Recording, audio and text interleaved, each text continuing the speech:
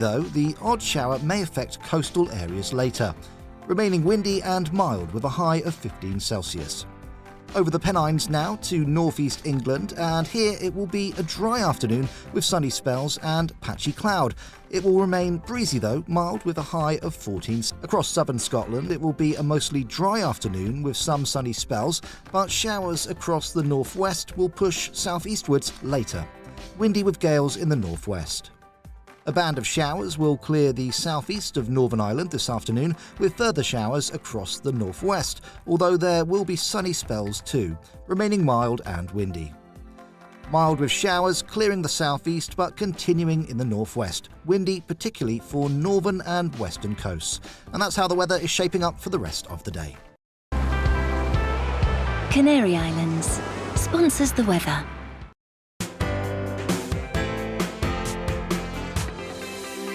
Hello there, I'm Eamon. And I'm Isabel. And you're watching the GB News digital stream across the United Kingdom. And around the world. If you're here in the UK, you can also watch us on your TV screen. GB News is Freeview channel 236. On Sky, we're channel 515. 626 on Virgin Media. Just remember, you might need to retune your TV to watch the channel. Yeah, and if you are doing that, find out more about retuning by going to gbnews.uk. Join my show Farage, 7 p.m. till 8 p.m. Monday through Thursday, and there you will get opinion, analysis, debate, and I'll cover stories that nobody else dares to touch. And then for the last 15 minutes, talking pints. We're over a drink. We have a civilized conversation with someone. We very often disagree, but we do it in a grown-up way. Come and join me on Farage.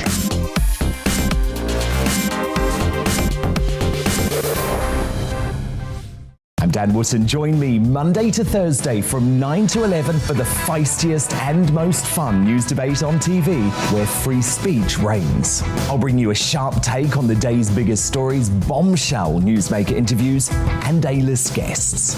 And I guarantee you, no spin, no bias, no censorship, and no reason to go to bed. That's Dan Wootton tonight, Monday to Thursdays from 9 on GB News. Hello there, I'm Eamon Holmes. And I'm Isabel Webster. And we hope you can join us for Breakfast with Eamon. And Isabel. You make me laugh out loud, belly laugh. Is that important first thing in the morning? Yeah, absolutely. And there's me trying to be deadly serious.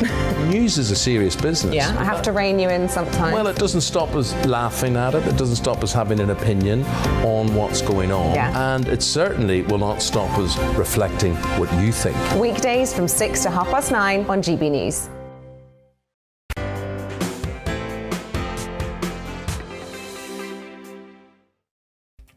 Hello there, and a very good afternoon from me, Bradley Harris. And me, Balvinder Sidhu. Today, we kick off the new year by reflecting on the year that was and the 12 months to come. Yeah, this hour, we're looking back on the major political events of 2021 and what to expect this year. We'll be speaking to an expert on knife crime to discuss the latest surge of stabbings in the capital. And we can't talk about New Year's without mentioning resolutions, and joining us later is a psychotherapist to discuss. But first, here are your news headlines with Ray Addison.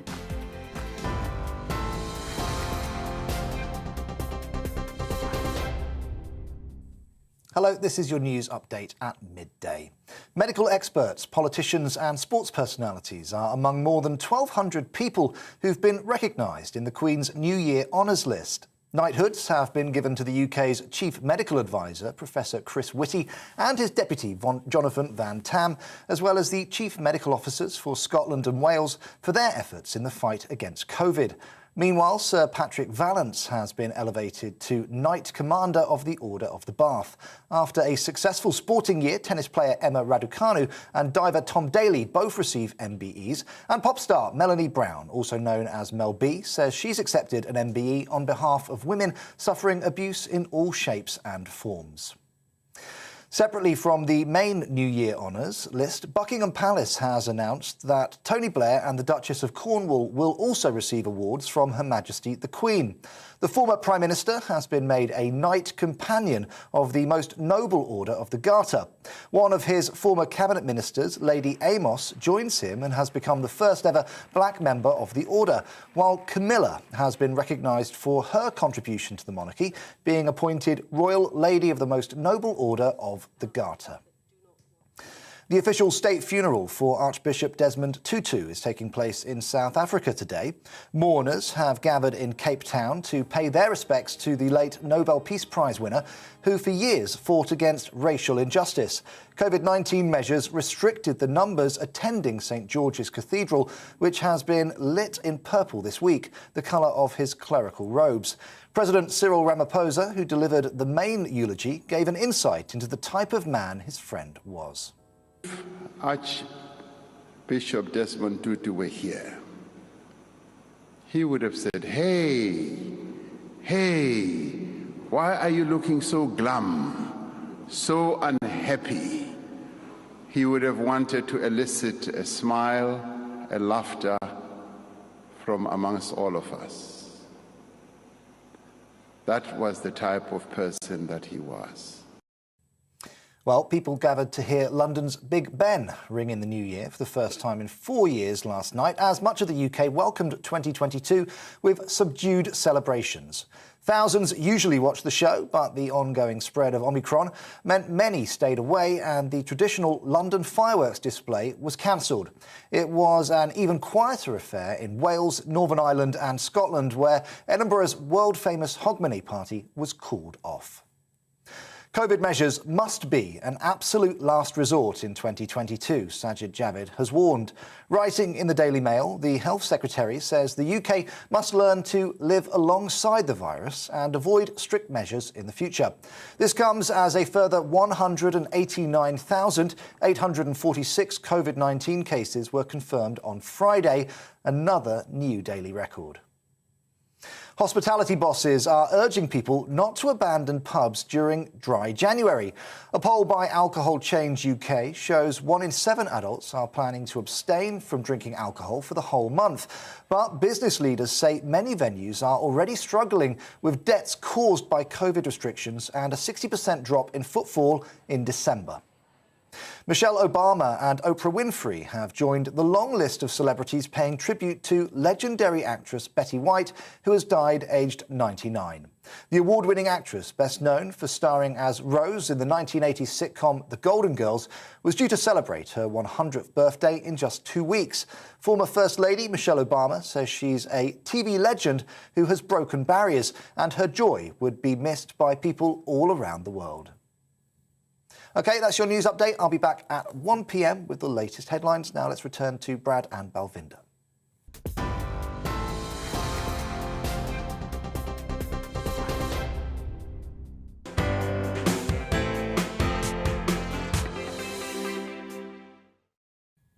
Welcome back. Now, 2021 saw some of the biggest political conferences across the world taking place, and none came bigger than COP26 in Glasgow. Yes, that's right. With over 35,000 international delegates descending on the city, the stakes for a successful outcome were extremely high. Now, this was highlighted by the Prime Minister Boris Johnson, claiming the event was a last-chance saloon for the planet. So, what are the successes of COP26 and what will this mean for climate policy this year? Well, to discuss this, we're joined by Simon West of the Word Forest Organisation. Good afternoon, Simon. I just want to ask you then, how much of a success do you think COP26 really was then, looking back? I think COP26 could not be seen as a success. There are lots of policy changes that we would all like to see, those of us who are concerned about the climate, which I think is probably just about everybody. COP26 was pitched as by Greta Thunberg as being a lot of blah, blah, blah. And unfortunately, the agreement was so badly watered down that it simply won't achieve what we all hoped that it would. I think most scientists, including our own special scientific advisor, Professor Bill Maguire, believe we are not going to achieve net zero by 2050, and we are not going to limit climate change and global heating to 1.5 degrees. There's just no way we're going to achieve that.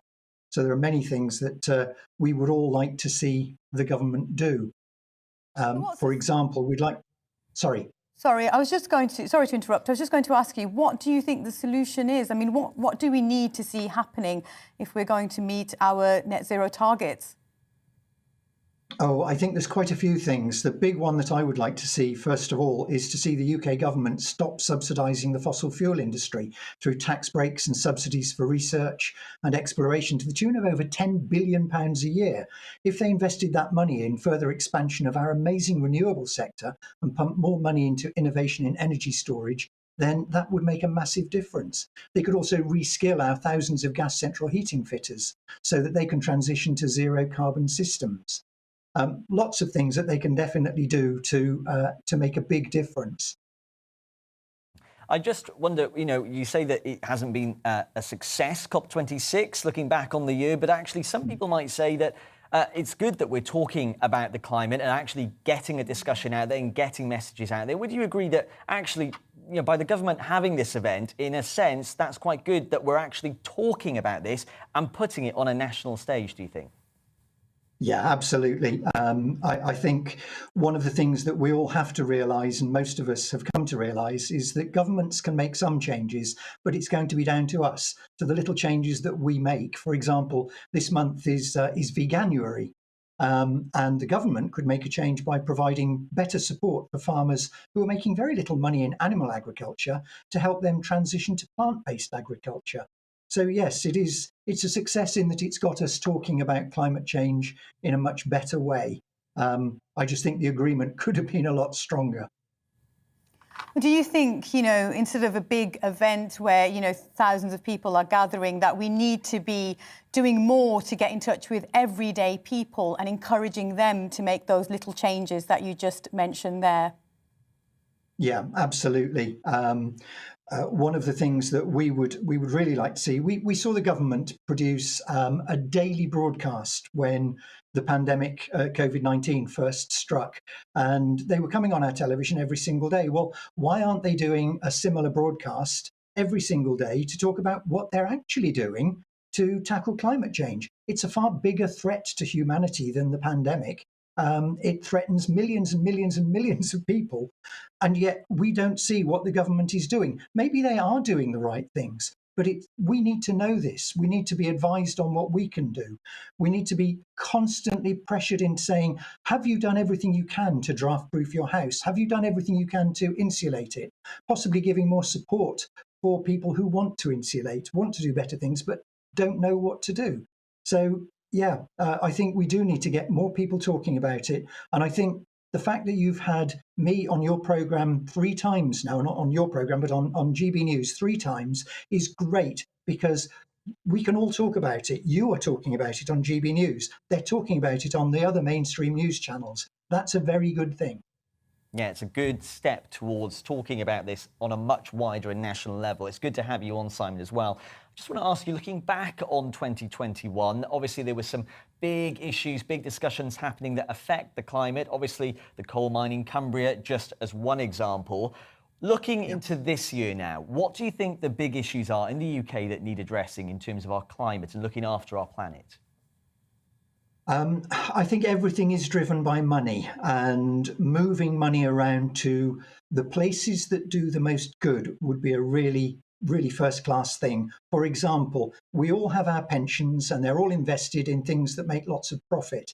Well, a lot of that comes from fossil fuels. If we can divest our pensions, if the government can divest all public sector pensions, that would make a big difference. We could make funds more readily available to people working on the front line.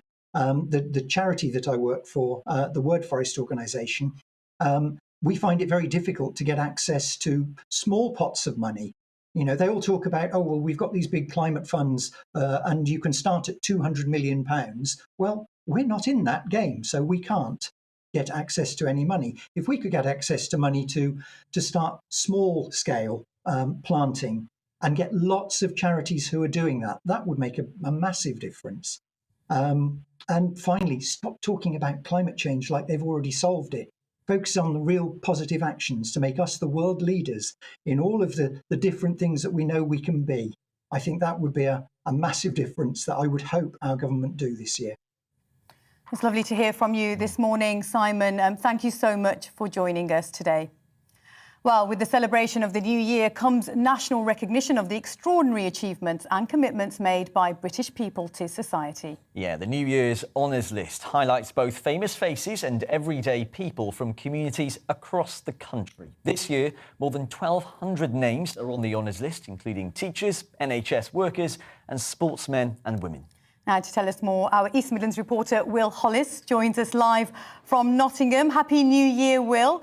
Now, just give us a bit of a background to the New Year's Honours.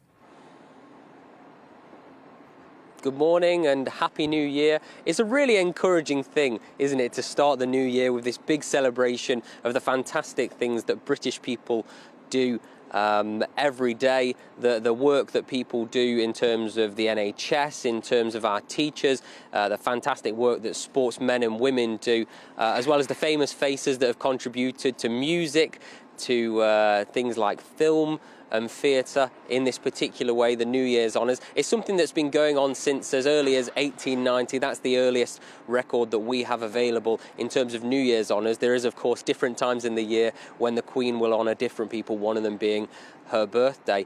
But in terms of going to recognising people in terms of knighthoods and honouring them in this way, this goes as far back as the 1300s. It's about 1348, the earliest record of a knighthood under William the Conqueror's reign under the Norman era. So this is something that we've been doing in Britain for a long time, but it's not something that they only do in this country. In places like New Zealand and Australia and other Commonwealth countries, this is still a large part about what they do. And while us in the media get a bit of a heads up, so we're well versed on the 1,300 or so people that are going to be receiving awards in this way this year, it's officially published in terms of in the London Gazette, so that's how you can find out a little bit more of the background in the more traditional way to find out the New Year's Honours. Yeah, as you say, Will, it goes back this a long time, and over the years people get recognised for all sorts of different things. This year in particular, though, has focused on recognition for services during COVID, hasn't it? Yeah, of course. Now, their honours always reflect some of the bigger things that are going on in society at that particular point. There's nothing really bigger on a global scale and certainly on a British scale than the fight against this virus, against COVID and the pandemic and the effort to keep the country running. That's what a lot of this support has been about throughout the pandemic. It's about keeping the country open. It's about keeping the NHS going and keeping people safe. 1 in 5 people that are on this 1,300 strong list are some sort of relation to COVID work. So whether that's an NHS worker, whether that's a teacher that's worked really hard at keeping school together and stopping it from being closed.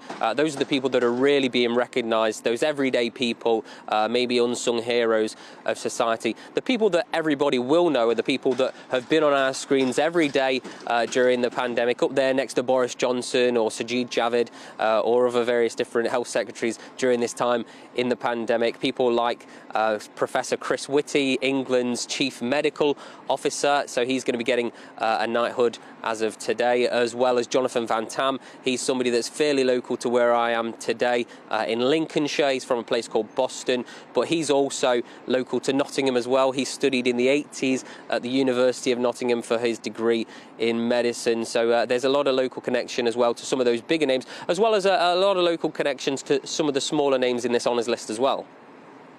So, Will, I mean, there's an incredible amount of people that have been recognised. And of course, as you mentioned, there are some people from the local community. Can you tell me a little bit about the East Midlands people that are being celebrated? Yeah, sure. So there are a lot of big names that come out that gain a lot of attention in the media. Let's just cover a couple of those first and foremost. So Bernie Taupin, he's the writer behind all of Elton John's biggest hits, songs like Rocket Man, Tiny Dancer, as well as Candle in the Wind. He gets a CBE, so that's the highest level of the Order of the British Empire. He's going to be a commander of the Order of the British Empire. He's fairly close to where I am as well today, from Lincolnshire, a place called Sleaford, which is about 40 minutes away. He was just 17 years old when he met Elton John and they started that big career that spanned the decades. He's now 71, so it's really exciting to see Bernie. Congratulations to him. As well, William Roach. You might not know his name, William Roach, but you'll certainly know the name Ken Barlow.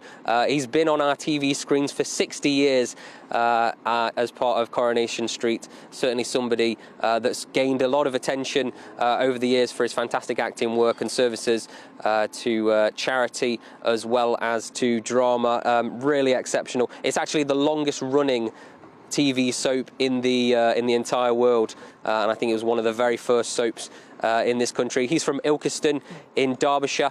It's not all about those famous faces, though. There are a lot of people that do go on through life as unsung heroes. Just give you a couple of them now. Michelle Taylor, she's going to be getting an MBE. That's a member of the Order of the British Empire for her services to theatre and also people with disabilities. She's the director of change at Ramps on the Moon, a theatre group that helps people with disabilities get access to the theatre, as well as pushing for policy change and inclusivity. And then just one or two more honourable mentions. Meena Hanspal, who's a charity volunteer at Guru Nanak's Mission, a Sikh charity helping people in cities like Nottingham, and also Marlene Ann Ferris, who does a lot of really good work for the Women's Aid charity in Newark. So a lot of people getting really well-deserved honours here, famous people, as well as maybe those unsung heroes as well.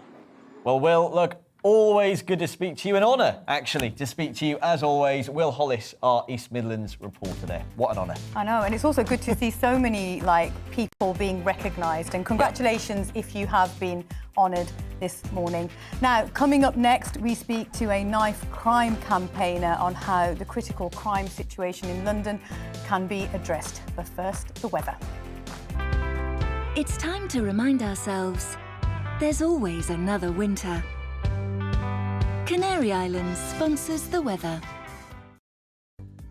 Looking ahead to this afternoon, and the UK is looking mild but mostly dry with some scattered showers in the northwest and southeast. Let's take a look at the details.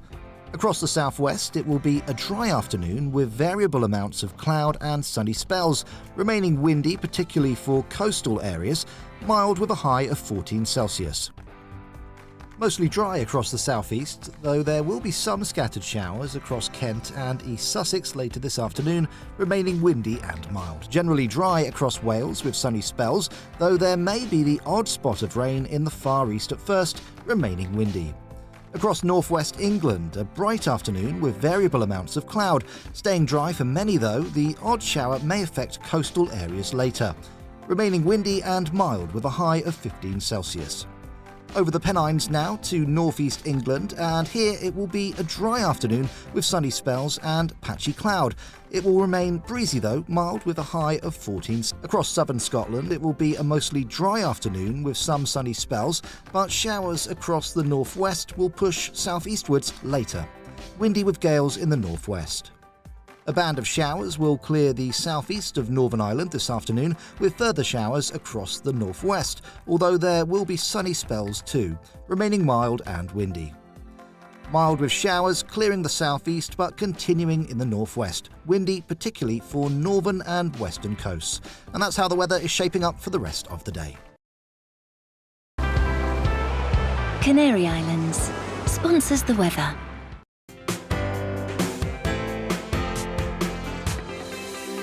Hello there, I'm Eamon. And I'm Isabel. And you're watching the GB News digital stream across the United Kingdom. And around the world. If you're here in the UK, you can also watch us on your TV screen. GB News is Freeview channel 236. On Sky, we're channel 515. 626 on Virgin Media. Just remember, you might need to retune your TV to watch the channel. Yeah, and if you are doing that, find out more about retuning by going to gbnews.uk.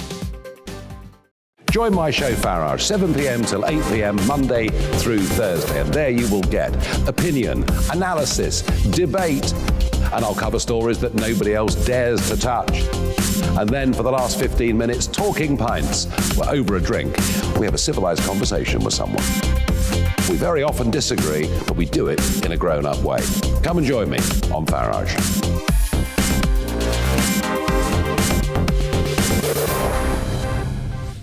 And Dan Wootton. Join me Monday to Thursday from 9 to 11 for the feistiest and most fun news debate on TV, where free speech reigns. I'll bring you a sharp take on the day's biggest stories, bombshell newsmaker interviews, and A-list guests. And I guarantee you, no spin, no bias, no censorship, and no reason to go to bed. That's Dan Wootton tonight, Monday to Thursdays from 9 on GB News. Hello there, I'm Eamon Holmes. And I'm Isabel Webster. And we hope you can join us for Breakfast with Eamon. And Isabel. You make me laugh out loud, belly laugh. Is that important first thing in the morning? Yeah, absolutely. And there's me trying to be deadly serious. News is a serious business. Yeah, I have to rein you in sometimes. Well, it doesn't stop us laughing at it. It doesn't stop us having an opinion on what's going on. Yeah. And it certainly will not stop us reflecting what you think. Weekdays from 6 to 9:30 on GB News.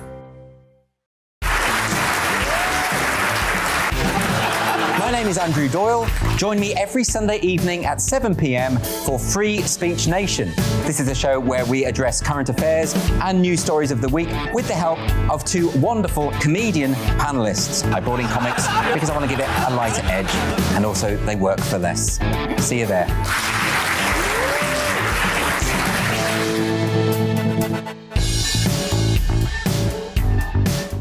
Join me, Mark White, here on GB News. For more than 2 decades, I've been at the sharp end of reporting crime and security at home and abroad.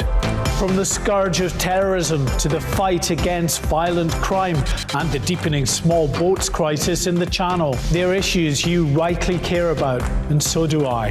As GB News Home and Security Editor, my focus will be on the stories that matter to you.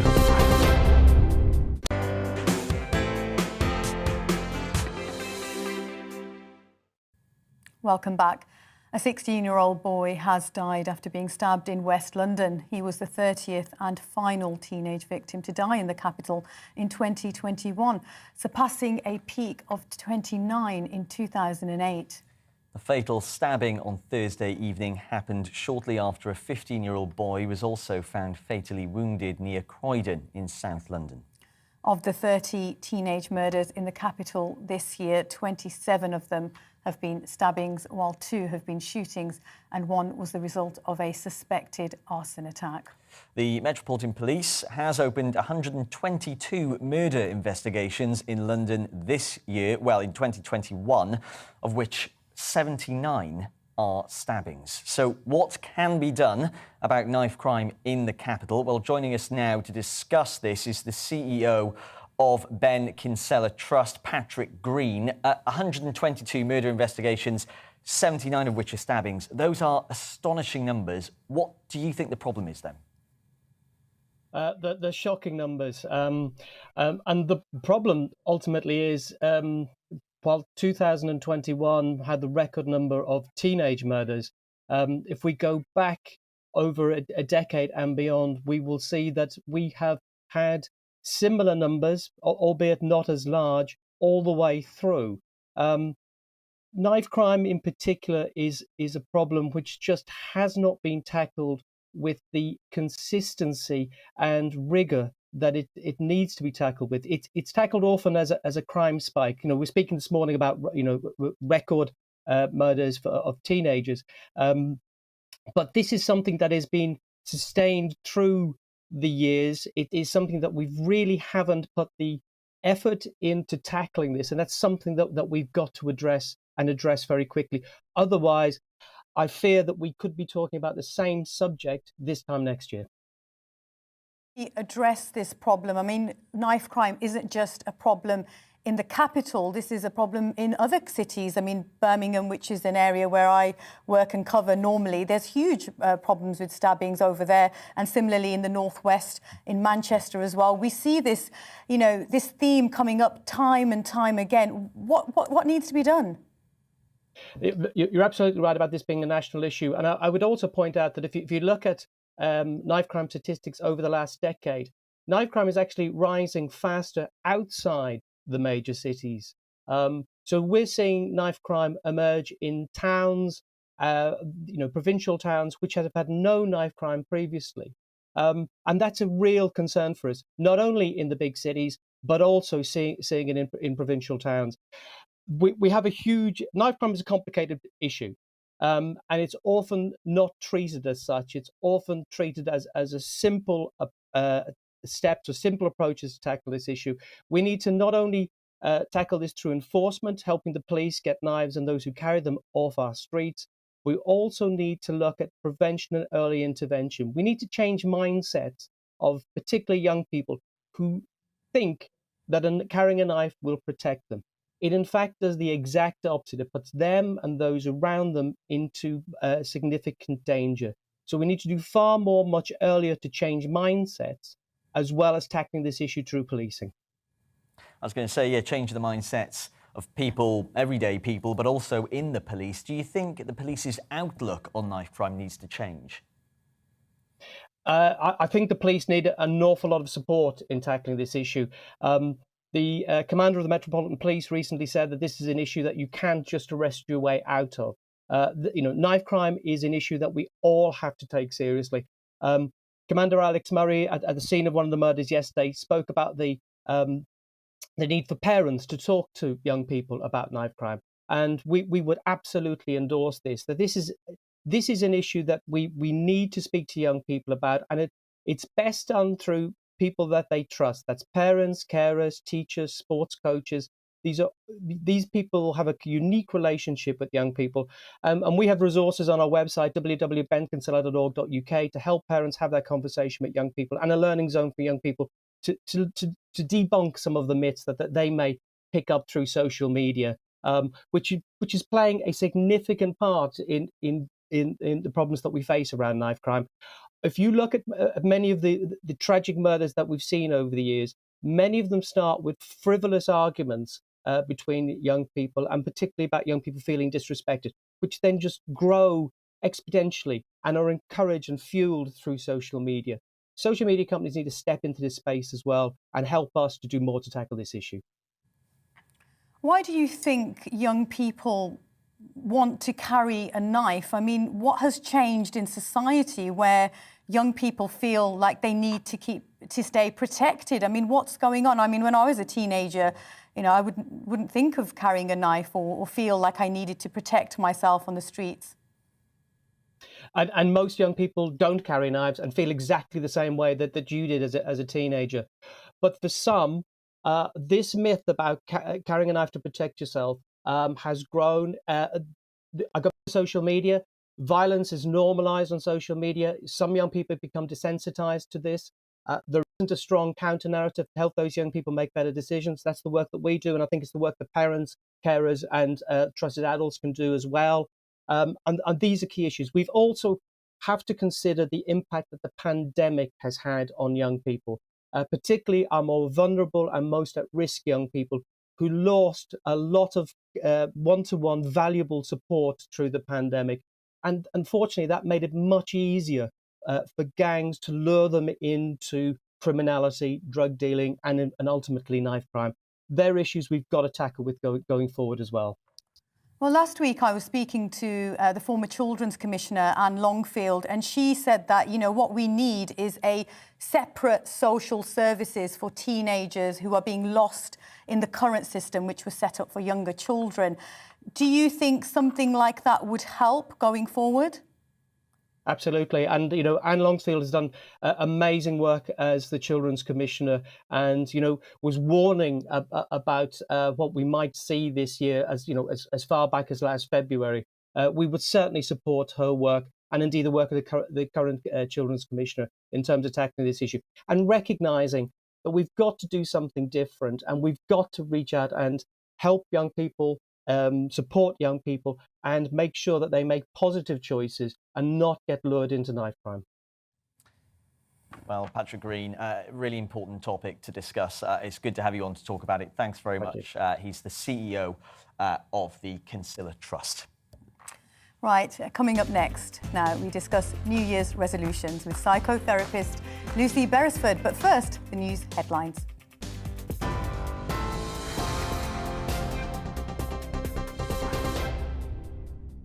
Thank you. Here are the latest headlines at 12:32. Medical experts, politicians and sports personalities are among more than 1,200 people who've been recognised in the Queen's New Year Honours List. Knighthoods have been given to the UK's Chief Medical Advisor, Professor Chris Whitty, and his deputy, Jonathan Van Tam, as well as the Chief Medical Officers for Scotland and Wales for their efforts in the fight against COVID. Meanwhile, Chief Scientific Advisor Sir Patrick Vallance has been elevated to Knight Commander of the Order of the Bath. And after a successful sporting year, tennis player Emma Raducanu and diver Tom Daley both receive MBEs. Separately from the main New Year's honours list, Buckingham Palace has announced that Tony Blair and the Duchess of Cornwall will also receive awards from Her Majesty the Queen. The former Prime Minister has been made a Knight Companion of the Most Noble Order of the Garter, while Camilla has been recognised for her contribution to the monarchy, being appointed Royal Lady of the Most Noble Order of the Garter. People gathered to hear London's Big Ben ring in the new year for the first time in 4 years last night, as much of the UK welcomed 2022 with subdued celebrations. Thousands usually watch the show, but the ongoing spread of Omicron meant many stayed away, and the traditional London fireworks display was cancelled. It was an even quieter affair in Wales, Northern Ireland and Scotland, where Edinburgh's world-famous Hogmanay party was called off. And the official state funeral for Archbishop Desmond Tutu has been taking place in South Africa today. Mourners have gathered in Cape Town to pay their respects to the late Nobel Peace Prize winner, who for years fought against racial injustice. COVID-19 measures restricted the numbers attending St George's Cathedral, which has been lit up purple this week, the colour of his clerical robes. OK, you're right up to date. I'll be back with more on today's news stories at the top of the hour.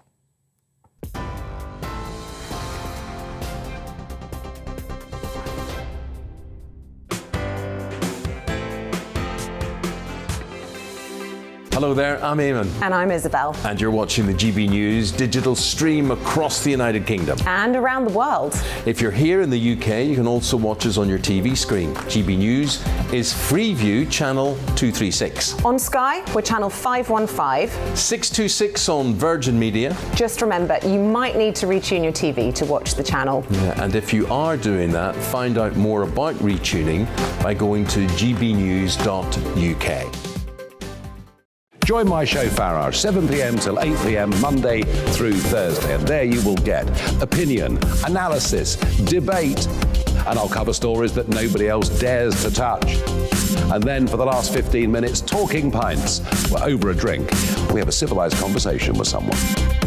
We very often disagree, but we do it in a grown-up way. Come and join me on Farage.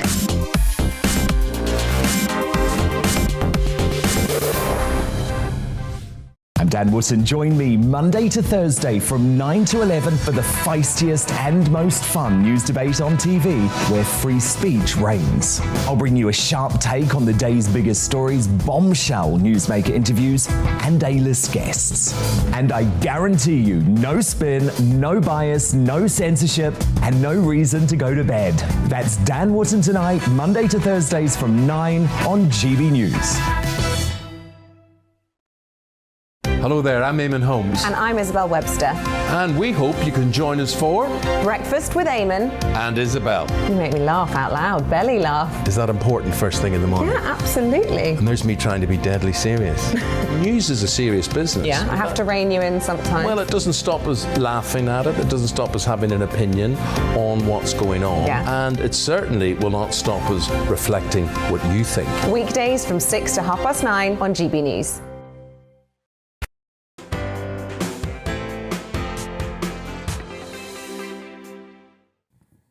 Welcome back. Now, millions of forward planners have made their New Year's resolutions with making changes to supporting family and communities, one of the standout themes this year.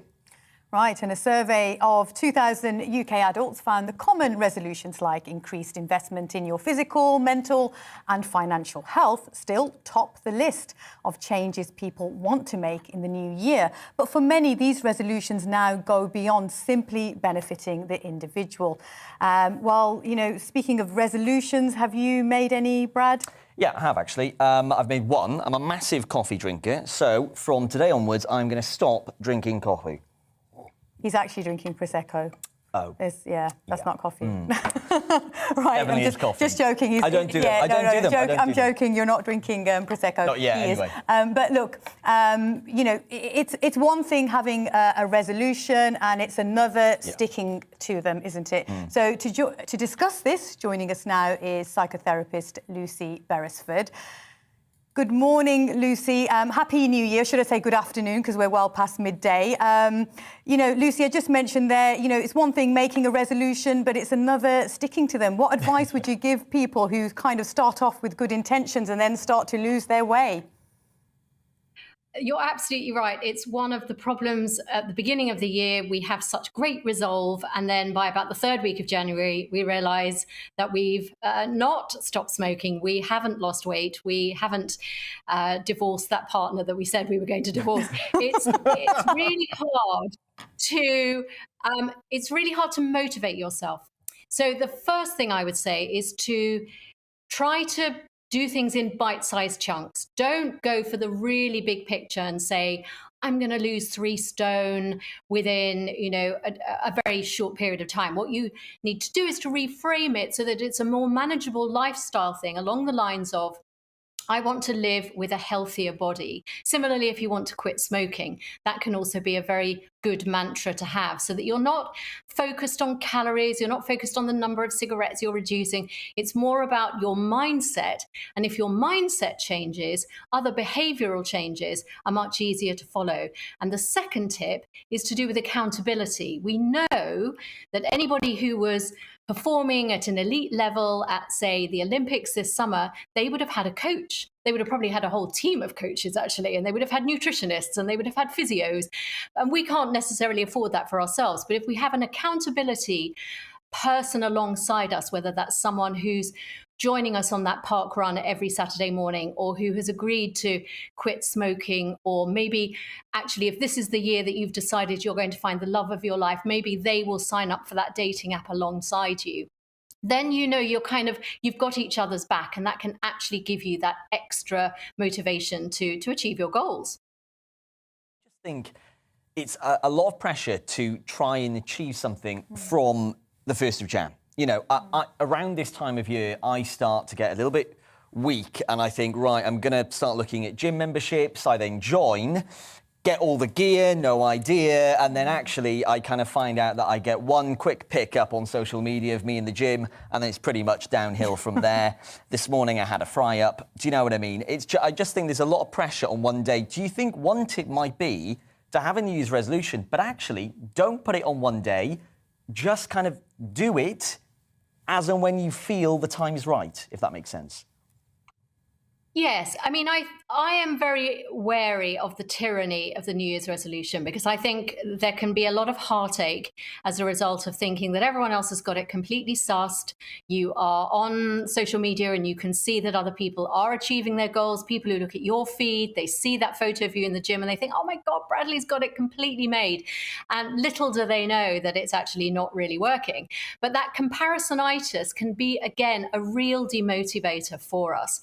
So I think it's more about doing it in a time frame that suits you, so that you're not actually making it hard for yourself. You're actually making it easier, because you're cutting yourself some slack. You're saying, I want to make these lifestyle changes, or I want to have a different relationship with myself or with my body or with my partner, but I'm actually going to do it in a manageable way. I'm not going to sit there and say that it's all got to happen on this particular day, or it's all got to start on this particular day, because the danger of that, again, is that you lose motivation, and then within 3 weeks, this is why the end of January can often give rise to what's known as the winter blues. I know that's a bit of a marketing slogan, but it is true that, as you say, gym memberships, sales of vapors, people are actually really willing to make those New Year's resolutions work, but they just don't have necessarily the motivation or the stamina to do it from the very get-go. Planning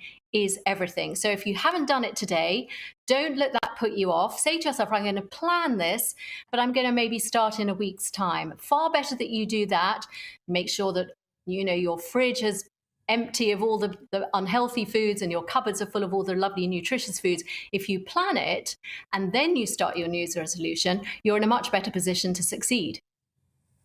What I feel often happens, just going to talk about myself here, is that, you know, everyone around me feels a bit, well, people that I've been speaking to have been feeling the Christmas weight, you know, the drinking, the biscuits, the chocolate. We all indulge over Christmas. And then we also spend a lot of money. So, you know, we feel like we're broke in January. So it all starts off with that kind of slightly sluggish feeling at the end of the year. So you mentioned earlier, like, planning, and you've also mentioned sort of doing things in small chunks. Can you just sort of expand on that? Because I often find that I'll start off with very, very good intentions, but by the beginning of February, which you also mentioned, it all goes to pot. I mean, I'll have a bad day at work, I'll be really stressed out, I'll hit the bottle and I'll hit the packet of biscuits, and, you know, the next day I'll be, you know, I won't go to the gym. It'll all just fall apart. That's what happens. Oh, well, so you've hit on a really interesting scenario there. And I'm glad you did that because it's so relatable. But the issue is, we are all going to have a bad hair day. We are always going to have that day where you think the only thing that's really going to help is a snack or a biscuit or as you say, hitting the bottle, if that's your preference.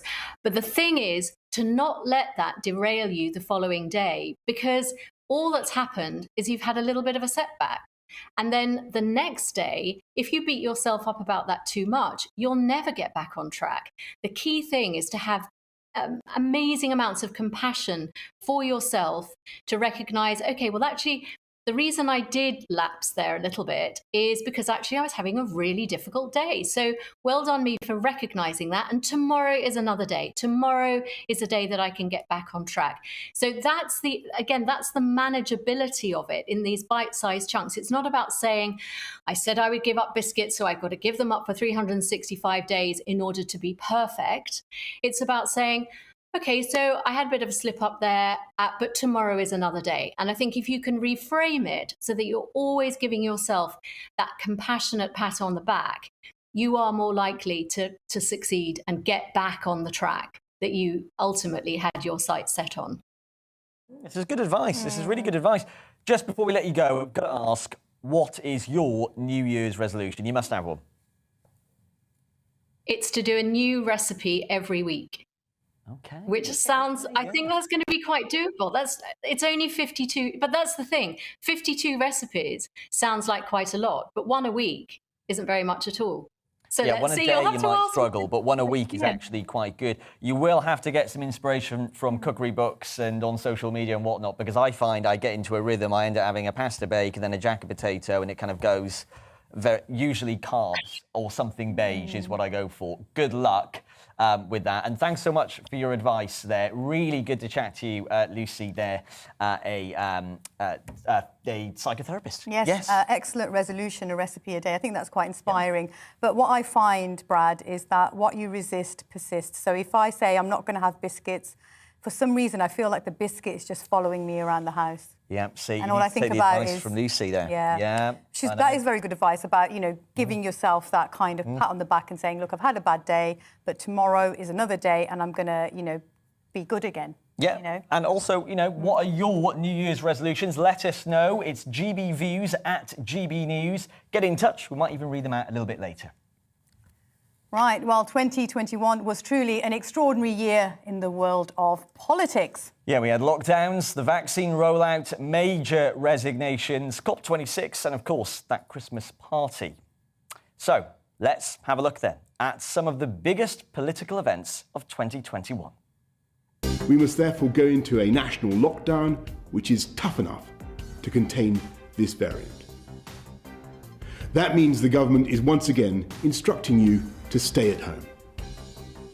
You may only leave home for limited reasons permitted in law. USA! USA!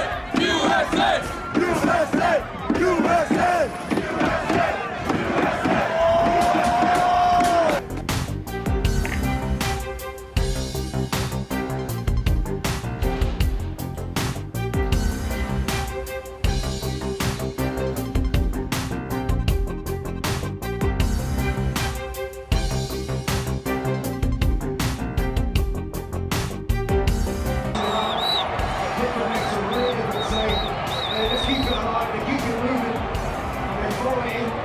We also know that if we were now to delay this fourth step, for instance to September or later, then we would be reopening as the weather gets colder and as the virus acquires a greater natural advantage.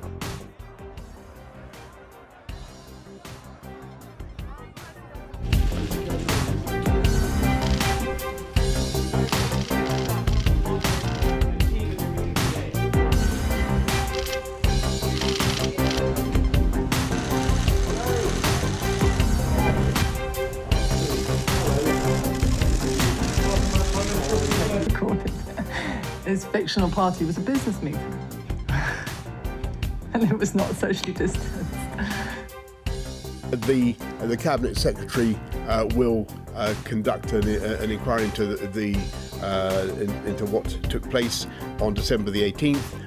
As for other events that other dates that you mentioned, as far as I'm aware, to the best of my knowledge, we have followed the rules throughout. And on this, I really think people should be prioritising those things and only those things that really matter to them, because otherwise the risk of someone getting infected at something that doesn't really matter to them and then not being able to do the things that do matter to them obviously goes up.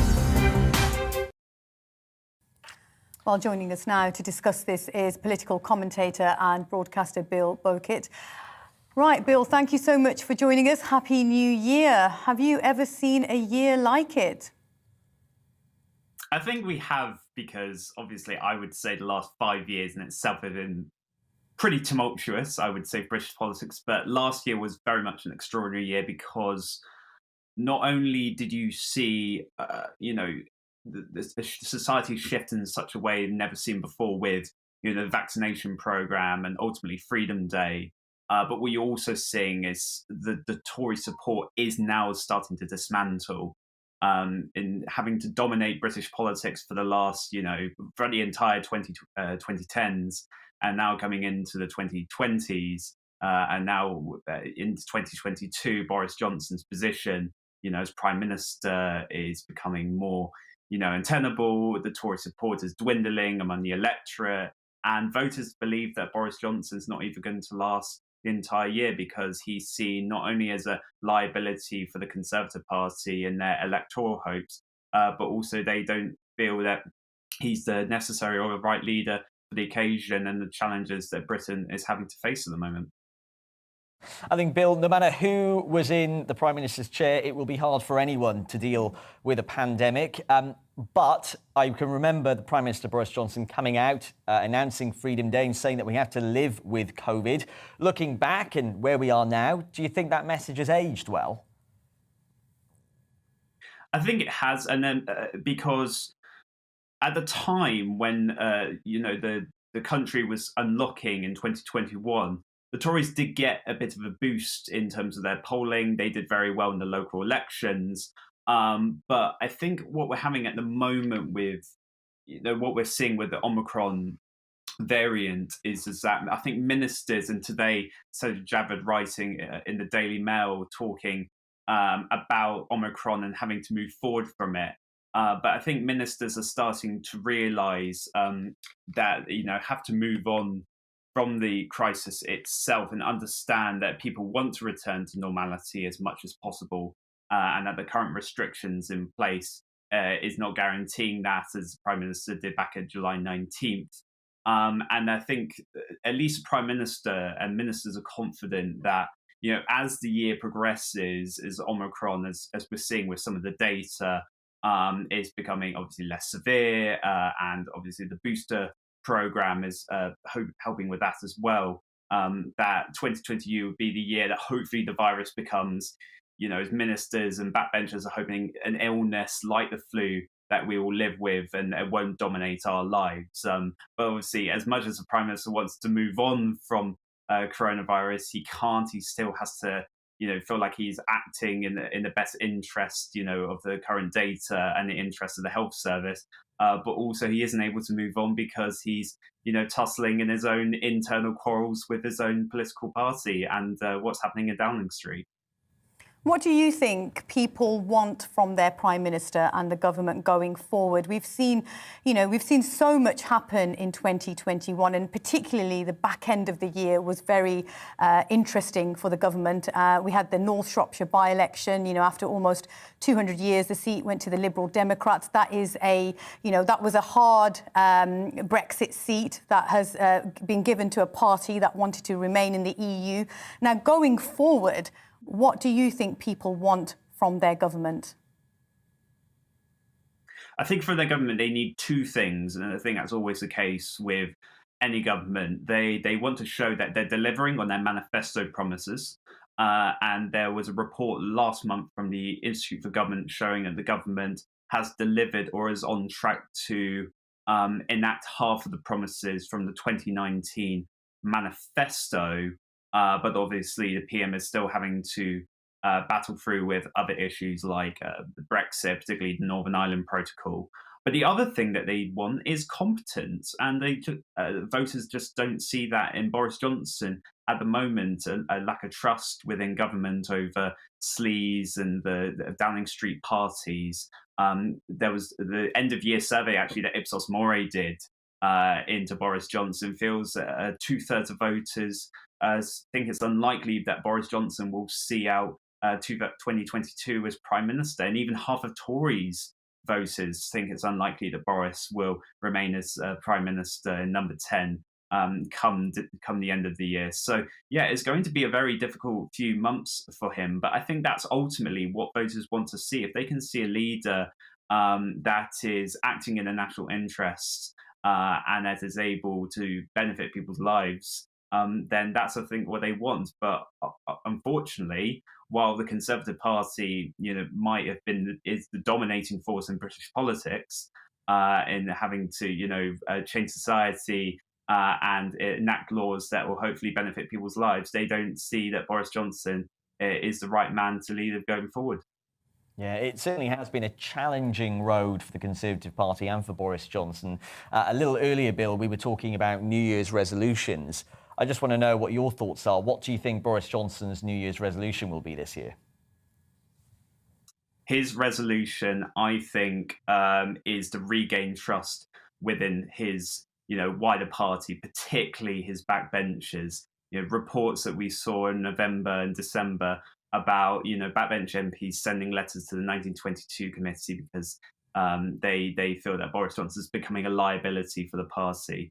And having to backtrack on traditional Conservative policies like on taxes and also on levelling up. So I think that is key to look at those areas which are most of importance to constituent backbench MPs. And hopefully, if he can do that and that the party's behind him and supportive of him, then he has every success to battle through 2022 as Prime Minister. Wow, big resolution then. Bill, good to chat to you. Thanks very much.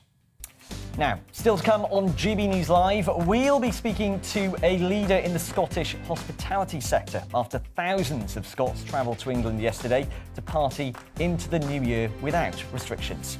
All that coming up, but first, let's have a look at your weather. It's time to remind ourselves there's always another winter. Canary Islands sponsors the weather. Looking ahead to this afternoon, and the UK is looking mild but mostly dry with some scattered showers in the northwest and southeast. Let's take a look at the details. Across the southwest, it will be a dry afternoon with variable amounts of cloud and sunny spells, remaining windy particularly for coastal areas, mild with a high of 14 Celsius. Mostly dry across the southeast, though there will be some scattered showers across Kent and East Sussex later this afternoon, remaining windy and mild. Generally dry across Wales with sunny spells, though there may be the odd spot of rain in the far east at first, remaining windy. Across northwest England, a bright afternoon with variable amounts of cloud. Staying dry for many though, the odd shower may affect coastal areas later. Remaining windy and mild with a high of 15 Celsius. Over the Pennines now to northeast England, and here it will be a dry afternoon with sunny spells and patchy cloud. It will remain breezy though, mild with a high of 14. Across southern Scotland it will be a mostly dry afternoon with some sunny spells, but showers across the northwest will push southeastwards later. Windy with gales in the northwest.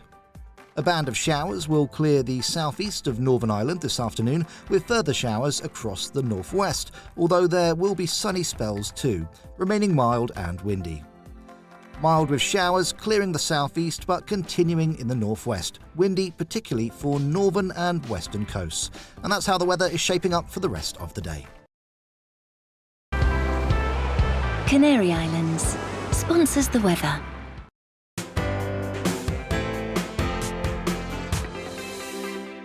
Hello there, I'm Eamon. And I'm Isabel. And you're watching the GB News digital stream across the United Kingdom. And around the world. If you're here in the UK, you can also watch us on your TV screen. GB News is Freeview channel 236. On Sky, we're channel 515. 626 on Virgin Media. Just remember, you might need to retune your TV to watch the channel. Yeah, and if you are doing that, find out more about retuning by going to gbnews.uk. Join my show Farage, 7 p.m. till 8 p.m. Monday through Thursday, and there you will get opinion, analysis, debate, and I'll cover stories that nobody else dares to touch. And then for the last 15 minutes, talking pints. We're over a drink. We have a civilized conversation with someone. We very often disagree, but we do it in a grown-up way. Come and join me on Farage.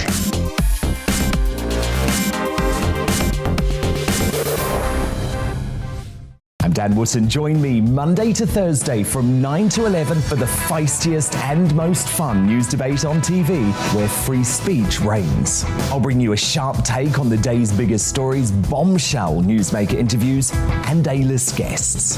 And I guarantee you, no spin, no bias, no censorship, and no reason to go to bed. That's Dan Wootton tonight, Monday to Thursdays from 9 on GB News. Hello there, I'm Eamon Holmes. And I'm Isabel Webster. And we hope you can join us for Breakfast with Eamon and Isabel. You make me laugh out loud, belly laugh. Is that important first thing in the morning? Yeah, absolutely. And there's me trying to be deadly serious. News is a serious business. Yeah, I have to rein you in sometimes. Well, it doesn't stop us laughing at it. It doesn't stop us having an opinion on what's going on. Yeah. And it certainly will not stop us reflecting what you think. Weekdays from 6 to 9:30 on GB News.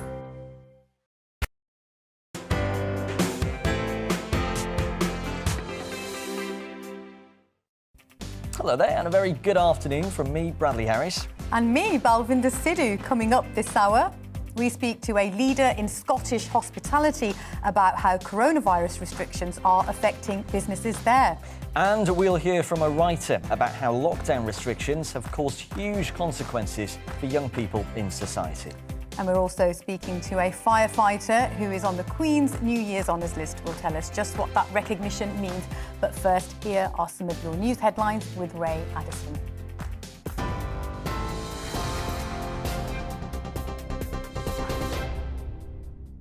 Happy New Year. Here are your latest news headlines at 1 o'clock. Medical experts, politicians and sports personalities are among more than 1,200 people who've been recognised in the Queen's New Year's Honours List. Knighthoods have been given to the UK's Chief Medical Advisor, Professor Chris Whitty, and his Deputy, Jonathan Van Tam, as well as the Chief Medical Officers for Scotland and Wales for their efforts in the fight against COVID. Meanwhile, Sir Patrick Vallance, the UK government's Chief Scientific Advisor, has been elevated to Knight Commander of the Order of the Bath. And after a successful sporting year, tennis player Emma Raducanu and diver Tom Daley both receive MBEs. Separately from the main New Year's Honours List, Buckingham Palace has announced that Tony Blair and the Duchess of Cornwall will also receive awards from Her Majesty the Queen.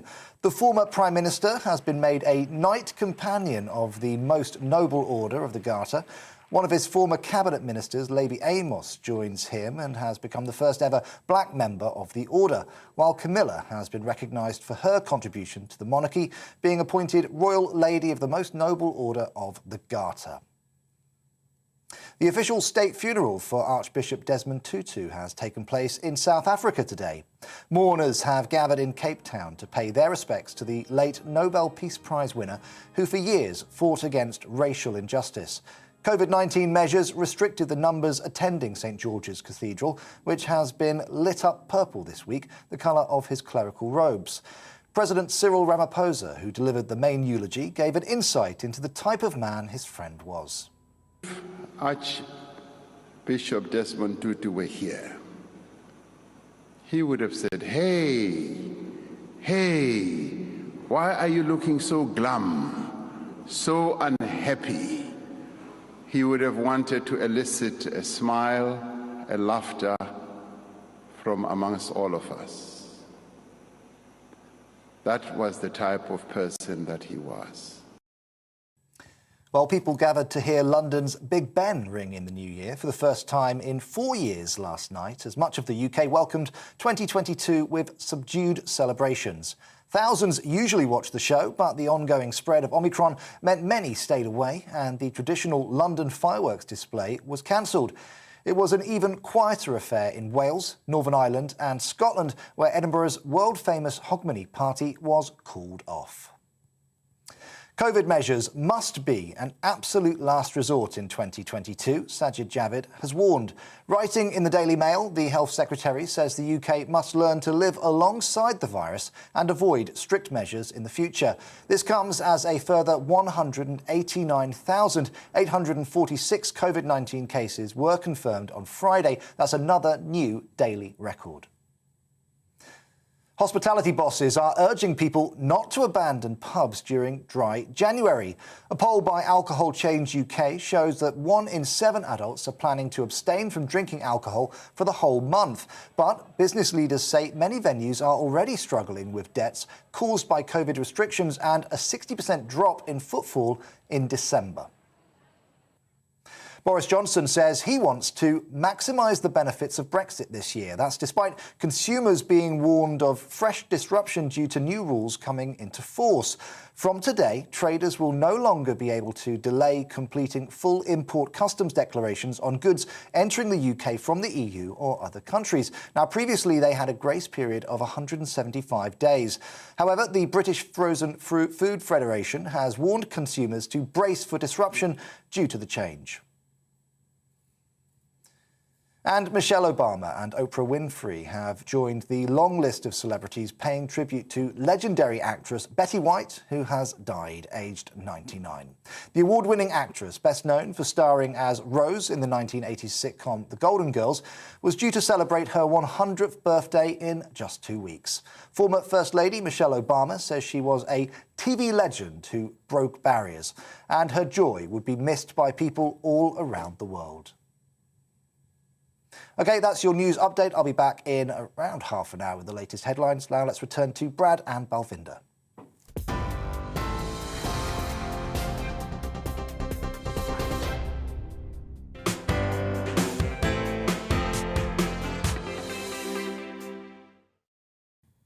Thanks, Ray, and welcome back. And also thanks to you for being with us on New Year's Day. Now, Scottish partygoers headed south of the border last night to escape to cities like Newcastle, Manchester and Blackpool after the Scottish Government announced the closure of nightclubs over this year's Hogmanay festivities.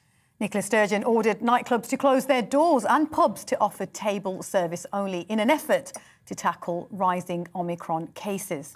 However, Prime Minister Boris Johnson has not spoken against partygoers travelling across borders to celebrate, instead telling visitors to enjoy New Year, but in a cautious and sensible way.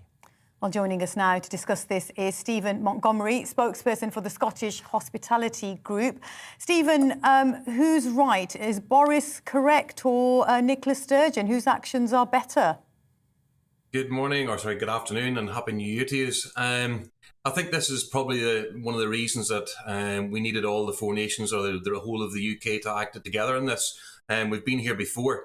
Last year we had the nonsensical musical ban that we had in the pubs here in Scotland, where we weren't allowed to play background music and people actually were leaning in closer, and people then were actually just going down over the border here into Carlisle for a drink where there was no restrictions in that respect. So, this is just another reason why we see the differences between the four nations.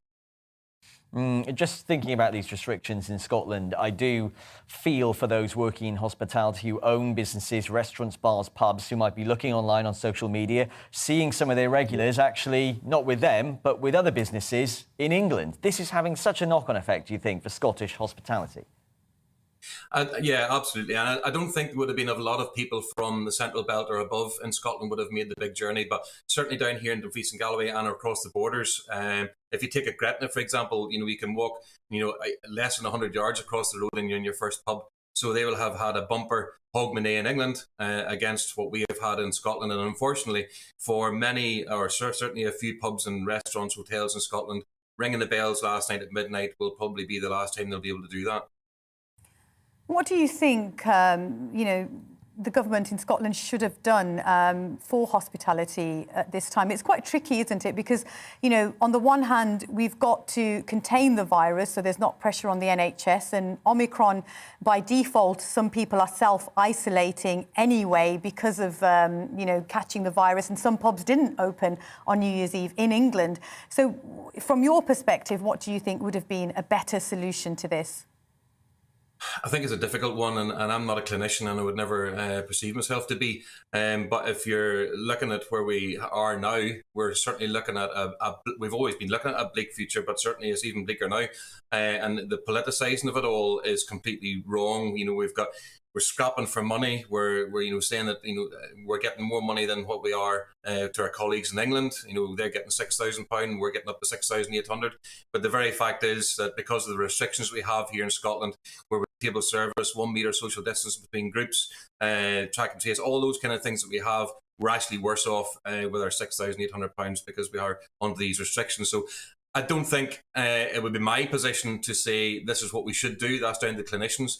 But if you are going to put restrictions in, you have got to meet that with the proper support. And that just doesn't go for the businesses, that goes for the employees, because we're facing a time in January and February time where we are at our quietest. And if these restrictions will go on longer than 3 weeks, which we've seen last October where we had the 3 week short, sharp shock, it actually went on for over 200 days. But we were lucky to have the furlough scheme at that time, whereas now we have absolutely nothing, and our staff are, isolating for what is 10 days now, which is only part of the United Kingdom, which is at 10 days. Everybody else is at 7.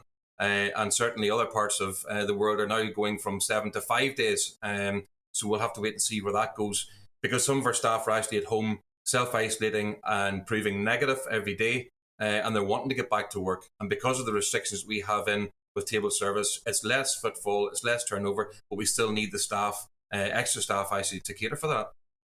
Yeah, Stephen, I think it's been a roller coaster really for hospitality, and some businesses are really struggling, others are trying to see a way through it.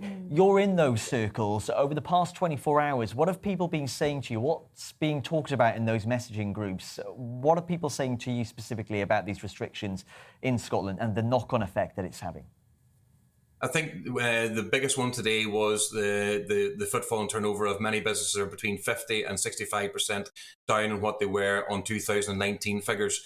Last year we didn't have a Hogmanay or a New Year anyway, so those figures are out the window. But certainly, that's a massive drop in footfall. And some people are actually saying that because table service has been put in place, they've actually had empty tables last night, and people have been at house parties, or they've been going across the border. So it's devastating. Public Health Scotland made their decision to come out with a statement a couple of weeks ago.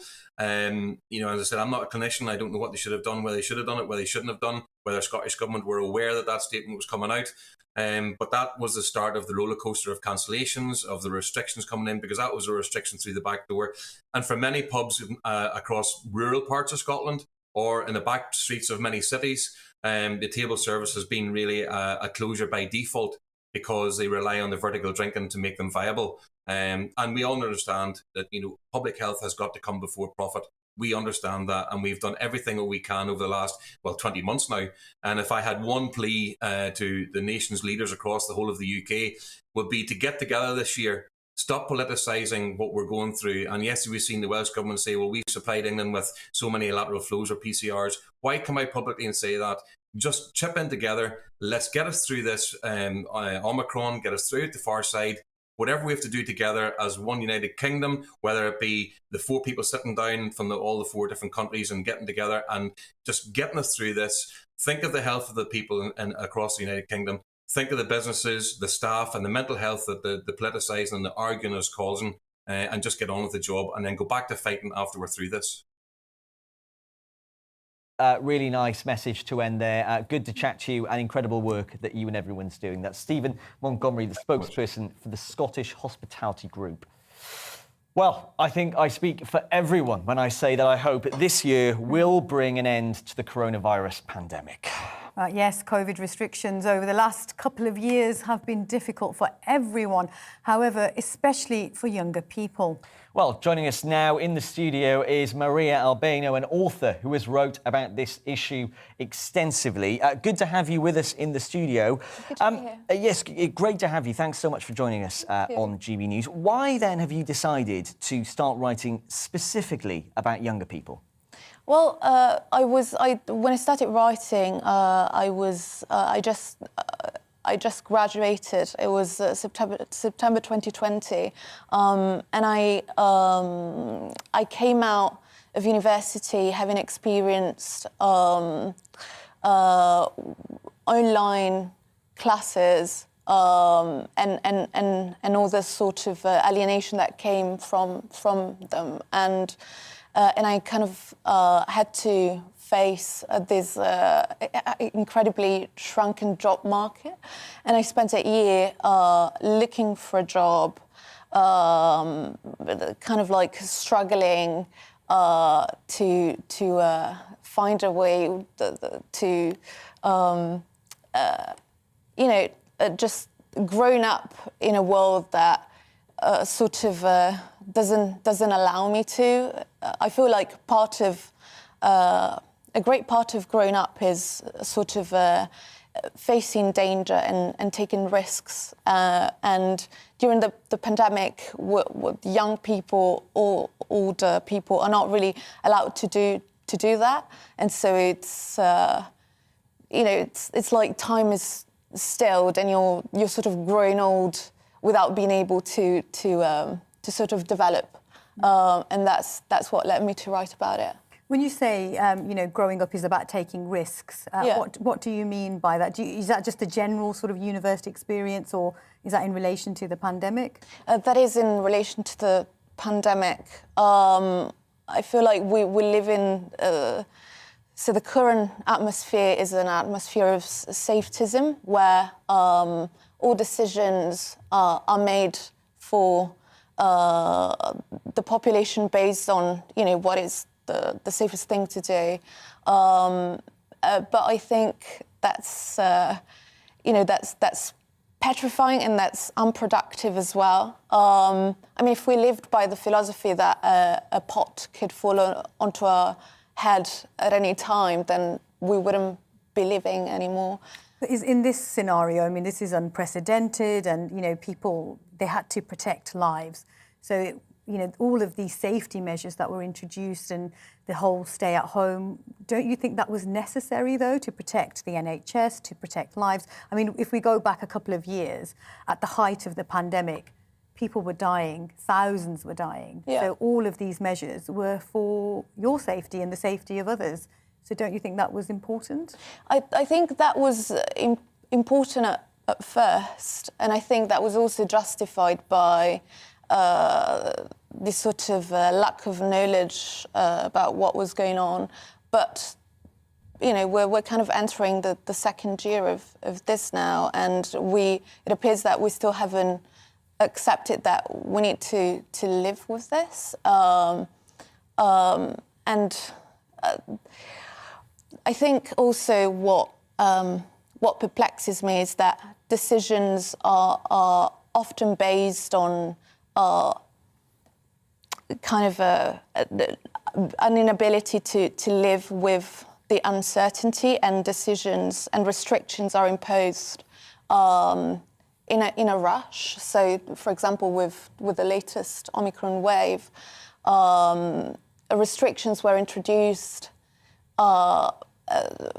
before some early studies proved that this particular wave is not as dangerous and deadly as the previous one, and so it's kind of hard to go along the restrictions and the sort of I'd call it slight oppression if you don't see decisions as being made consistently and based on the science. I mean, it's a difficult one for the government. I mean, they were previously criticised for not acting soon enough or fast enough. And now, they're just taking a bit more caution. They're hesitant. I understand what you're saying, that, we've got to live with this. And I think generally people are starting to accept that. But surely it's better to approach this pandemic with caution rather than rushing through and making big decisions. And we need to step carefully to make sure that this virus actually isn't deadly. I mean, I think that was why there's been caution here, because we didn't know that information. We've only just found out. I think I think at some point, when caution becomes illiberal, in that it's been 2 years and the state keeps sort of making decisions at a very personal level, who I'm allowed to meet up with, who how distant I should be from another person. I think this is the time that we should learn to again take risks, and also I would be wary about using. You said. The government is doing this to protect the NHS. I feel like that sort of language is a little bit concerning. We keep being wary of burdening the NHS, but shouldn't be warier of the burden that the inadequacy of the NHS is kind of taking on us. There's people in urgent need for cancer treatment who won't be allowed to see their GPs for 2 months. So, yeah. Well, Maria Albena, really good to hear from you. That's Maria. Thank you so much. Yeah, good to talk to you. Interesting to hear your thoughts. Thank you. Now, coming up next, we speak to an expert on the prevention on COVID, on the spread of Omicron throughout the country. But first, here is your weather.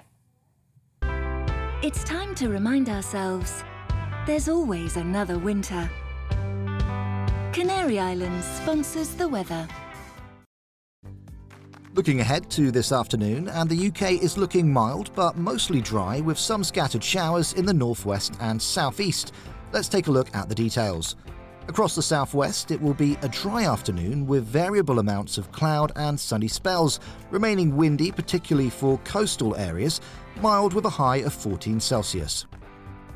Mostly dry across the southeast, though there will be some scattered showers across Kent and East Sussex later this afternoon, remaining windy and mild. Generally dry across Wales with sunny spells, though there may be the odd spot of rain in the far east at first, remaining windy. Across northwest England, a bright afternoon with variable amounts of cloud. Staying dry for many though, the odd shower may affect coastal areas later. Remaining windy and mild with a high of 15 Celsius. Over the Pennines now to northeast England, and here it will be a dry afternoon with sunny spells and patchy cloud. It will remain breezy though, mild with a high of 14. Across southern Scotland it will be a mostly dry afternoon with some sunny spells, but showers across the northwest will push southeastwards later. Windy with gales in the northwest.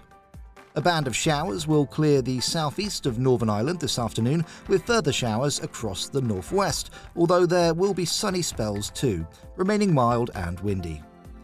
Mild with showers clearing the southeast but continuing in the northwest, windy particularly for northern and western coasts. And that's how the weather is shaping up for the rest of the day. Canary Islands sponsors the weather.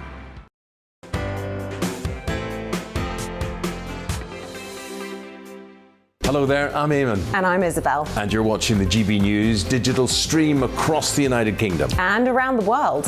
If you're here in the UK, you can also watch us on your TV screen. GB News is Freeview Channel 236. On Sky, we're Channel 515. 626 on Virgin Media. Just remember, you might need to retune your TV to watch the channel. Yeah, and if you are doing that, find out more about retuning by going to gbnews.uk. Join my show Farage, 7 p.m. till 8 p.m. Monday through Thursday, and there you will get opinion, analysis, debate, and I'll cover stories that nobody else dares to touch. And then for the last 15 minutes, talking pints. We're over a drink. We have a civilized conversation with someone. We very often disagree, but we do it in a grown-up way. Come and join me on Farage.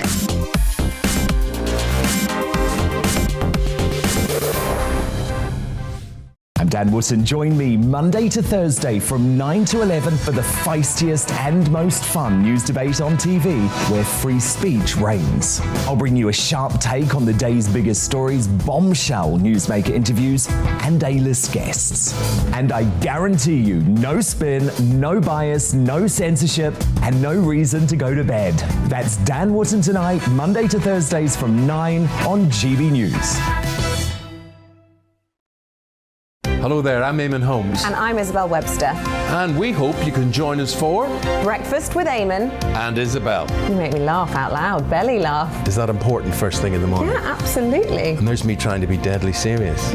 News is a serious business. Yeah, I have to rein you in sometimes. Well, it doesn't stop us laughing at it. It doesn't stop us having an opinion on what's going on. Yeah. And it certainly will not stop us reflecting what you think. Weekdays from 6 to 9:30 on GB News. My name is Andrew Doyle. Join me every Sunday evening at 7 p.m. for Free Speech Nation. This is a show where we address current affairs and news stories of the week with the help of two wonderful comedian panelists. I brought in comics because I want to give it a lighter edge, and also they work for less. See you there.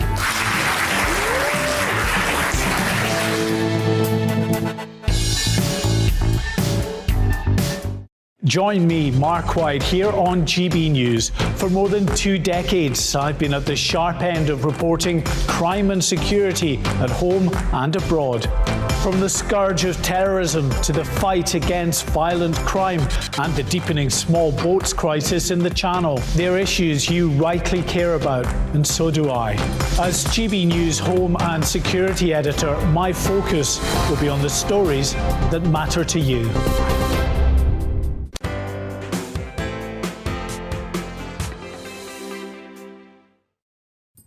Welcome back. It's New Year's Day. Thanks for being with us. Now, further restrictions triggered by COVID must be an absolute last resort, and the UK will now have to live alongside the virus this year, Sajid Javid has said.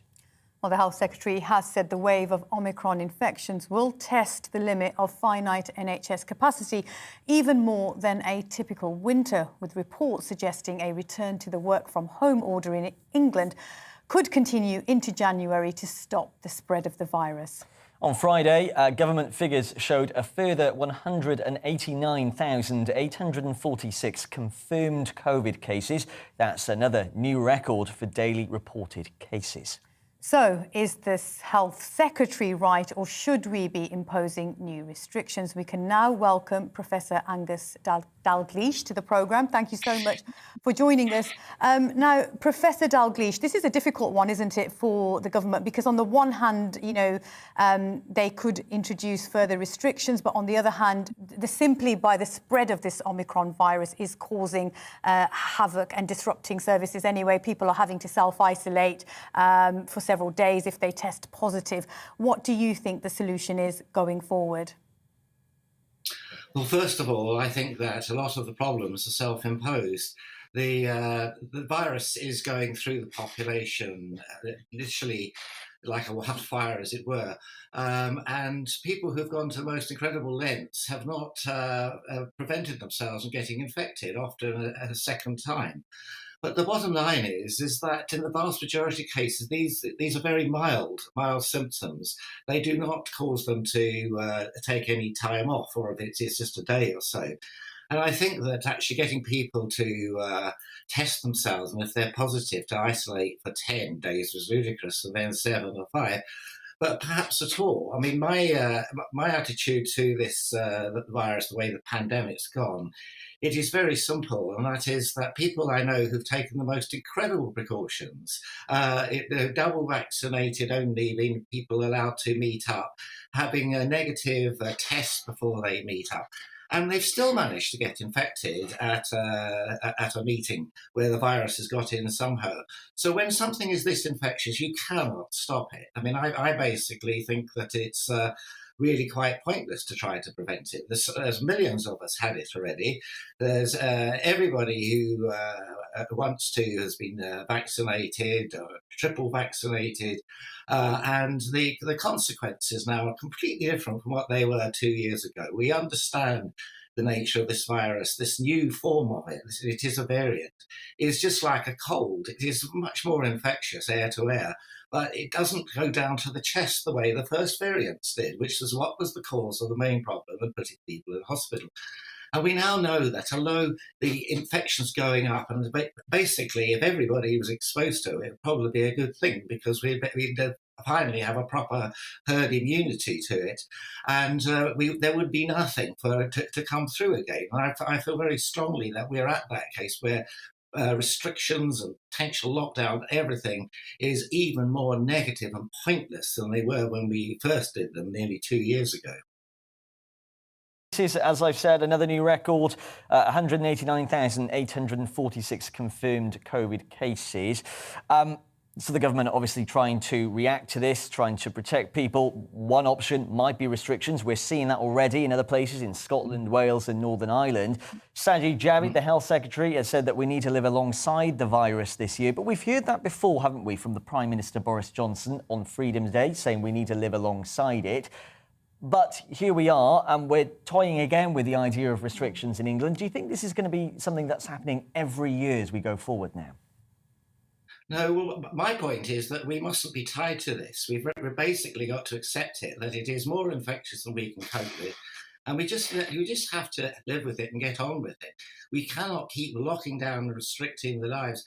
I mean, the damage that lockdown restrictions have done is just incalculable to younger people, to patients who have not had COVID as their primary concern, cancer, heart, mental health, etc. The damage has been incalculable. And right at the beginning, I predicted more people would die of the effects of other diseases due to the paralysis caused by COVID on the health service than would ever be saved by this massive lockdown and everything we have done. And I feel that this is actually now, we're now in this territory where this is coming true. I mean, we know there's over 750,000 people missed screening and early starter treatments for cancer, let alone all the other conditions. So we cannot allow this to interfere anymore. I guess what I'm saying is that this really has descended to the level of a common cold or a flu. We thought and we hoped that was the case earlier on, but then it was associated with a lot of early increased deaths, and there was a fear as to the unknown, what was going to happen. But I do not think we are still in that domain at the moment. We know that this is more infectious, less dangerous, and that's what happens every year. We have colds and flus, and the death rate was bad with COVID, but when you equate it over 2 years, and you realise that up to 30,000 people a year die of the flu every few years, and even in a mild, it's still over 10,000. Then it is not quite the level of requiring the massive lockdown of the whole country that we've had to endure one way or the other for the last 2 years. And we do need to see light at the end of the tunnel and to be very, very optimistic about how we cope with this. The worst has to be behind us. We must get on. And what I find is so depressing is the attitude of a lot of the media. I mean, it's obviously not GBNews, But a lot of the media seems to just want bad news. I mean, even people who have said something optimistic like me have been shouted down on the BBC, I've noticed. I mean, they're not allowed to say anything optimistic. Professor Dalgleish, I'm all. sorry, we've just run out of time. Thank you so much for joining us. Very important message. I mean, Professor Dalgleish speaking there, telling us that, we need to learn to live with the virus. But of course, we don't know what's going to happen this coming week. Coming up in the next half hour, we speak to a property expert on why many Londoners are choosing to leave the city. But first, here are your news headlines with Ray Addison.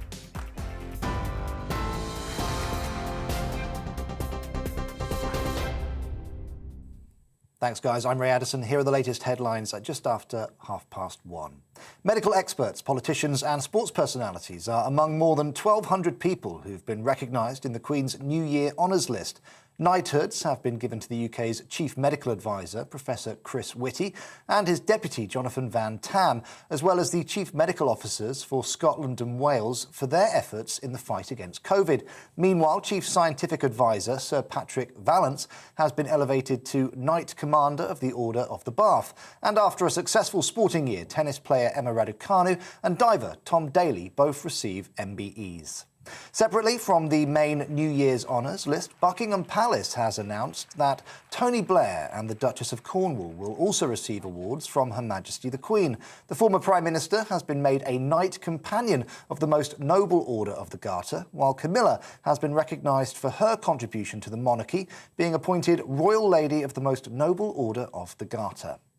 And people gathered to hear London's Big Ben ring in the new year for the first time in 4 years last night, as much of the UK welcomed 2022 with subdued celebrations. Thousands usually watch the show, but the ongoing spread of Omicron meant many stayed away, and the traditional London fireworks display was cancelled. It was an even quieter affair in Wales, Northern Ireland and Scotland, where Edinburgh's world-famous Hogmanay party was called off. And the official state funeral for Archbishop Desmond Tutu has been taking place in South Africa today.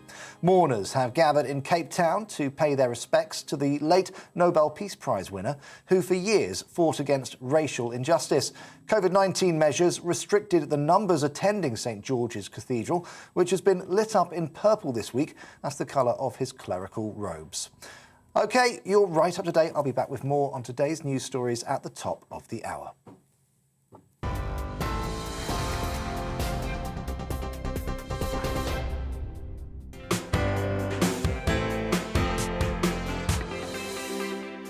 Hello there, I'm Eamon. And I'm Isabel. And you're watching the GB News digital stream across the United Kingdom. And around the world.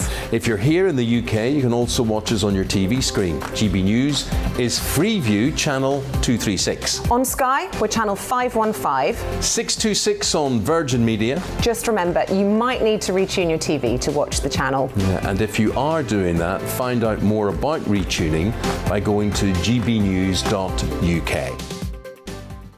Join my show Farage, 7 p.m. till 8 p.m. Monday through Thursday, and there you will get opinion, analysis, debate, and I'll cover stories that nobody else dares to touch.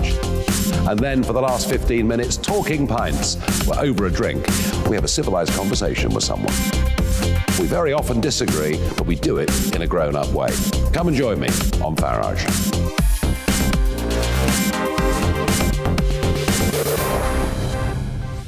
I'm Dan Wootton. Join me Monday to Thursday from 9 to 11 for the feistiest and most fun news debate on TV, where free speech reigns. I'll bring you a sharp take on the day's biggest stories, bombshell newsmaker interviews, and A-list guests. And I guarantee you, no spin, no bias, no censorship, and no reason to go to bed. That's Dan Wootton tonight, Monday to Thursdays from 9 on GB News. Hello there, I'm Eamon Holmes. And I'm Isabel Webster.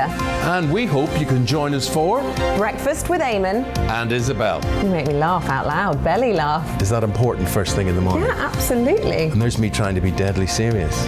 News is a serious business. Yeah, I have to rein you in sometimes. Well, it doesn't stop us laughing at it. It doesn't stop us having an opinion on what's going on. Yeah. And it certainly will not stop us reflecting what you think. Weekdays from 6 to 9:30 on GB News.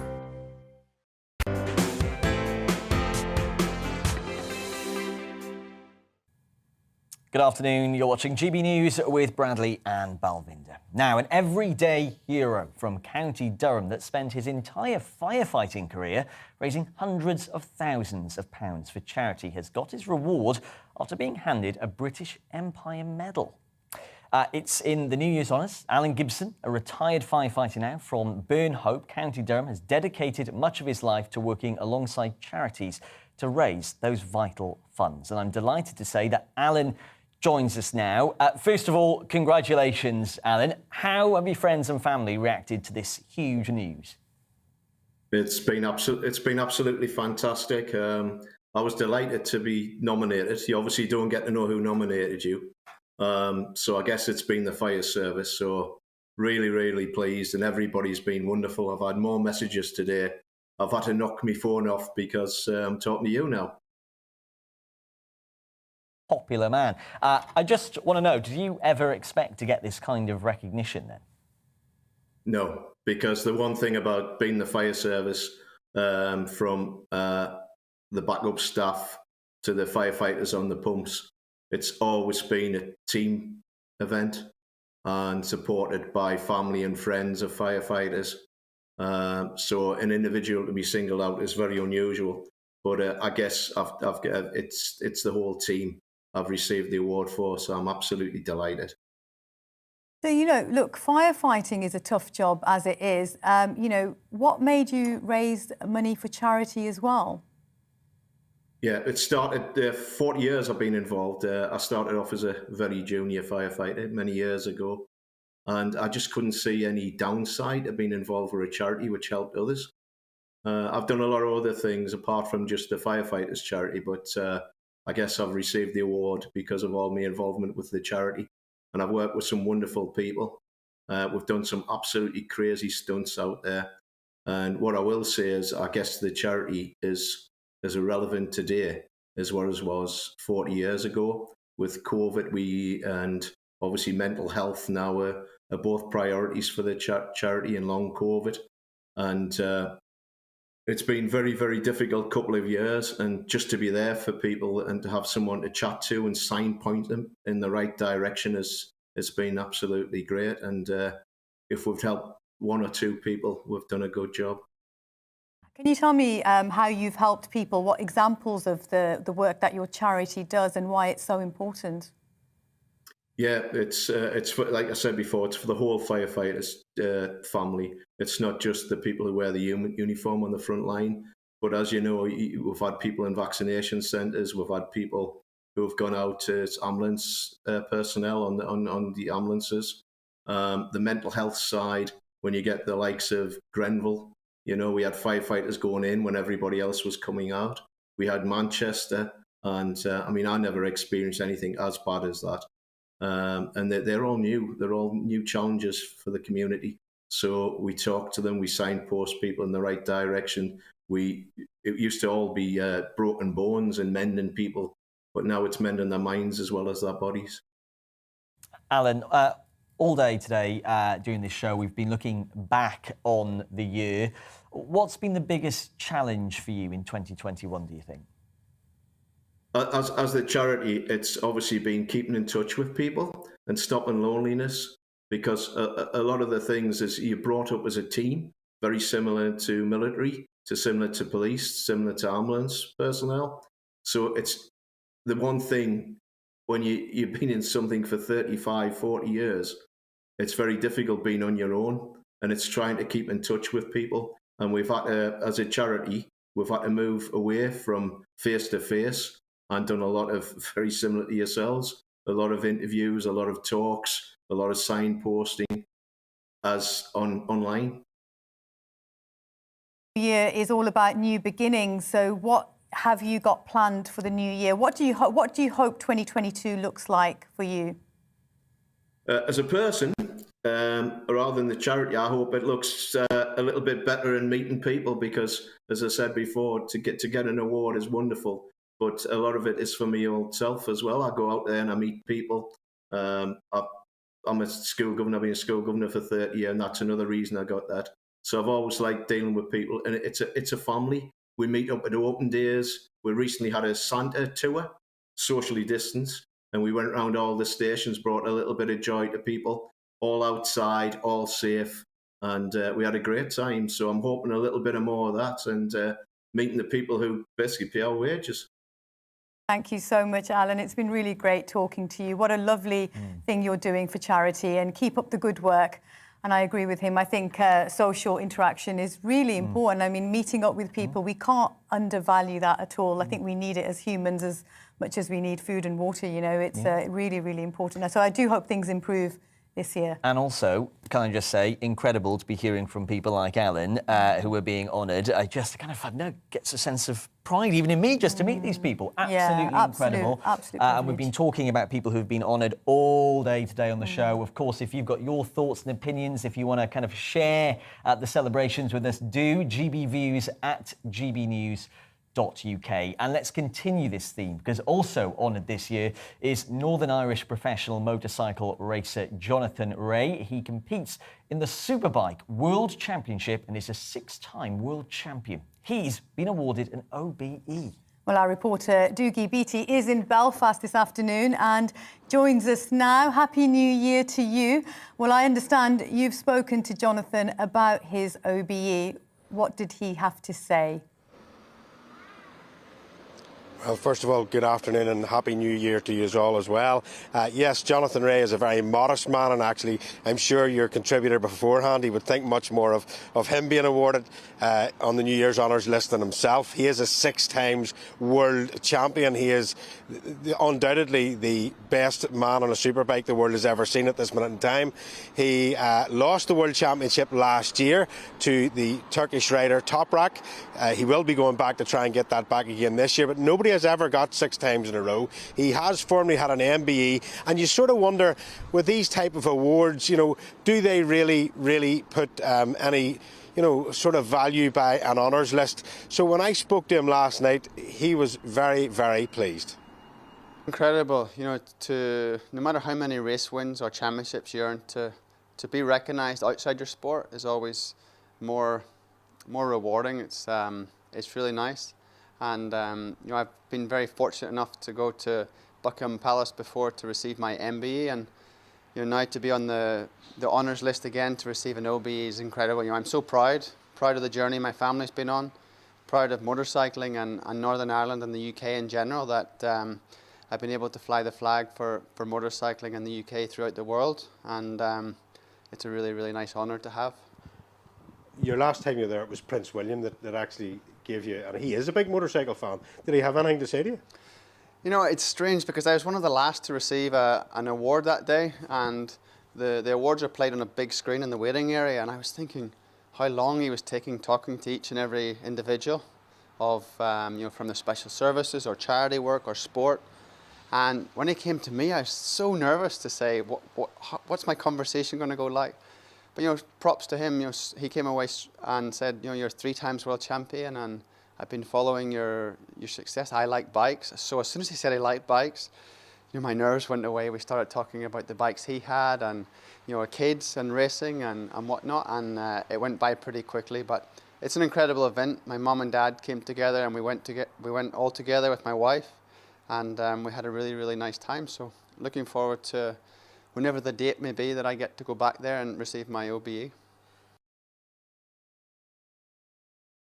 Well, how much did it mean to Johnny Rea?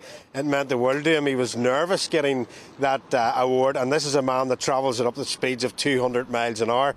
So he will go to try and get his World Championship back this year. That starts in a couple of months' time, and best of luck to him. Thanks so much, Dougie, joining us from Northern Ireland this morning. It's lovely to see you. Enjoy the rest of your day.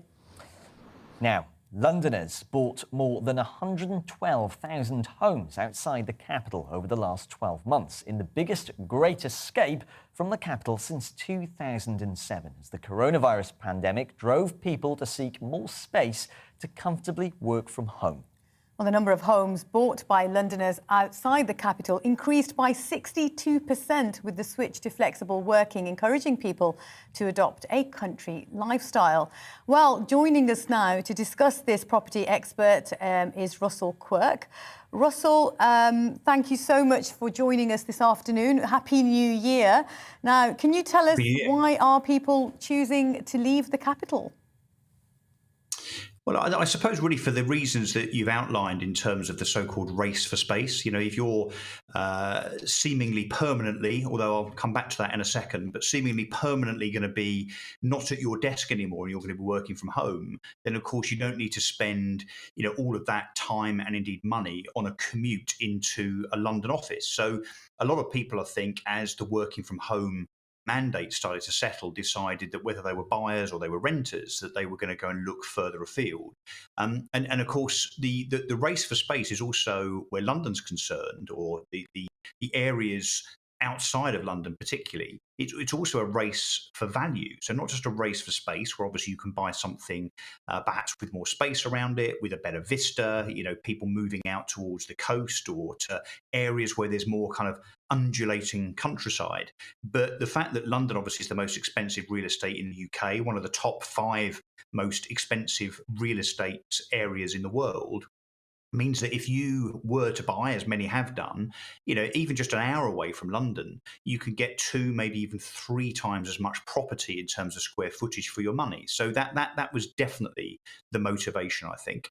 The question is if that continues, and the data, it seems, is rather indicating that the race out of London is reversing, where actually people now are starting to kind of realise, I think, that working from home perhaps is not a permanent fixture after all.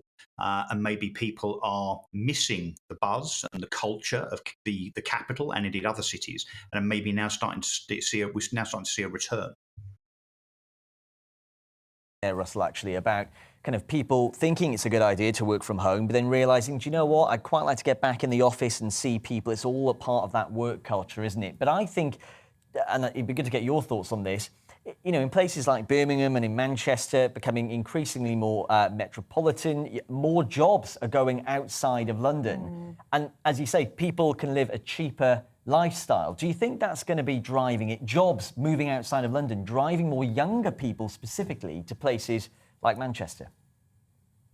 Yeah, I think we've seen a lot of that actually over the last few years, and not really just related to the pandemic, but of course we've seen lots of media outlets like the BBC and Channel 4 and ITV and so on moving kind of northwards. And I'm not sure if that then represents a permanent shift in terms of what the government, of course, would call levelling up and ensuring that there's a kind of balance across the country.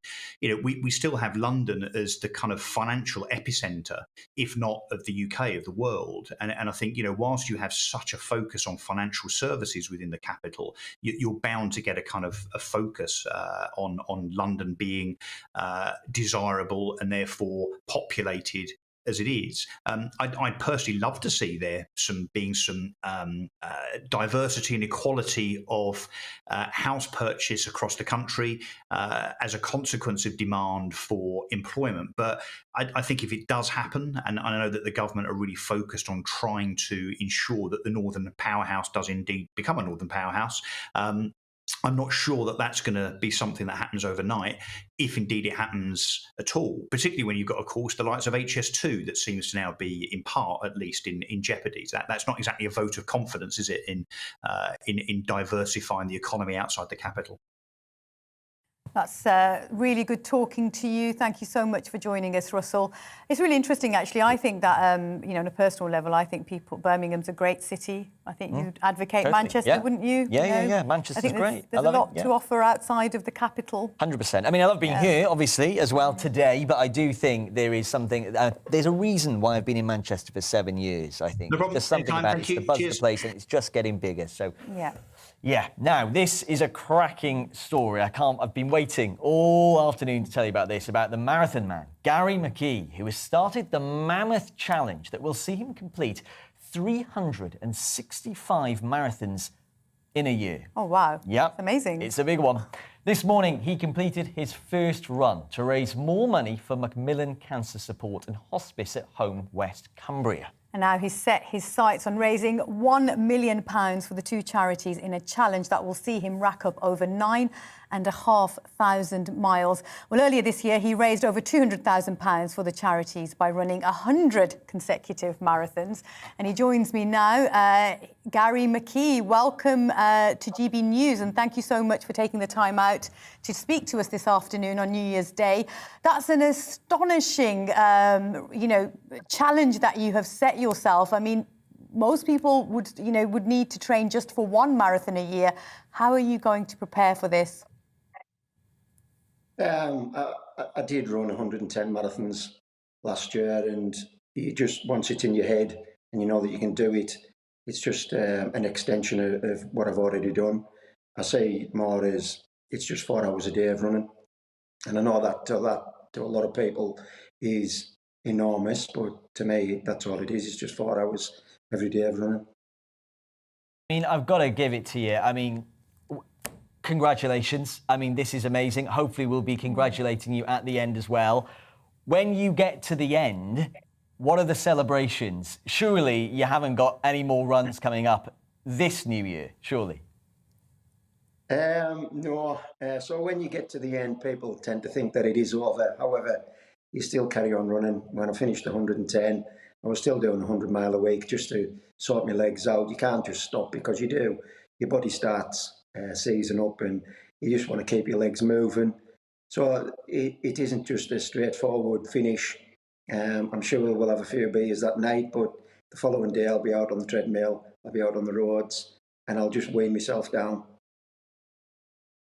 Running, Gary, why have you chosen this particular challenge, marathons and running? How did that start? My dad was diagnosed with cancer in 1997. He was a cancer survivor. He passed away in 2003 of an unrelated illness. And I remember being told on the day that he had cancer how devastating that one word was. And I think it's fair to say that there isn't many of us in this country who haven't been affected by cancer in one way or another. We've all got a cancer story. So when he did pass away, I wanted to do something in his memory, and I thought back to that day, and I became a fundraiser for Macmillan.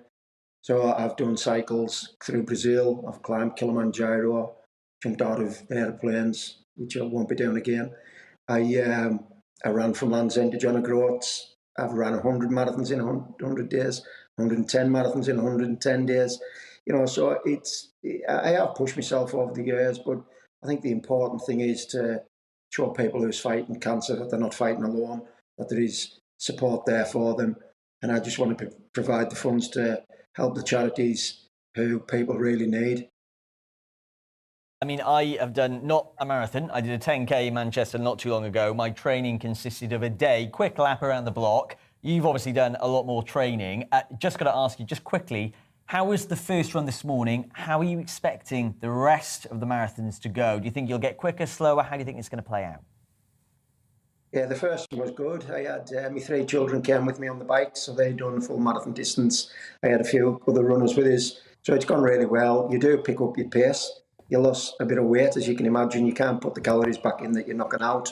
So we live in Cumbria, so I'm going to have to put up with the Cumbrian weather. Lots of rain, but it is what it is, and we'll just take one day at a time, and we'll get through the year and hopefully raise £1 million. Thank you, Gary, for joining us this afternoon, and good luck with your challenge. We really do hope it goes well. You're doing an amazing thing, and well done. I applaud you. And we will follow you on the journey as well, Gary. So keep us in the loop with what you're doing. Incredible work that you're doing, and we will keep you up to date. As Gary Brilliant, thank you. On his big challenge, 365 marathons. I reckon he'll be on the New Year's honours list 100%. next year. Well, right, coming up in the next hour is a royal year with Alistair Stewart, but first, the weather and the news headlines. It's time to remind ourselves there's always another winter. Canary Islands sponsors the weather. Looking ahead to this afternoon, and the UK is looking mild but mostly dry with some scattered showers in the northwest and southeast. Let's take a look at the details. Across the southwest, it will be a dry afternoon with variable amounts of cloud and sunny spells, remaining windy particularly for coastal areas, mild with a high of 14 Celsius.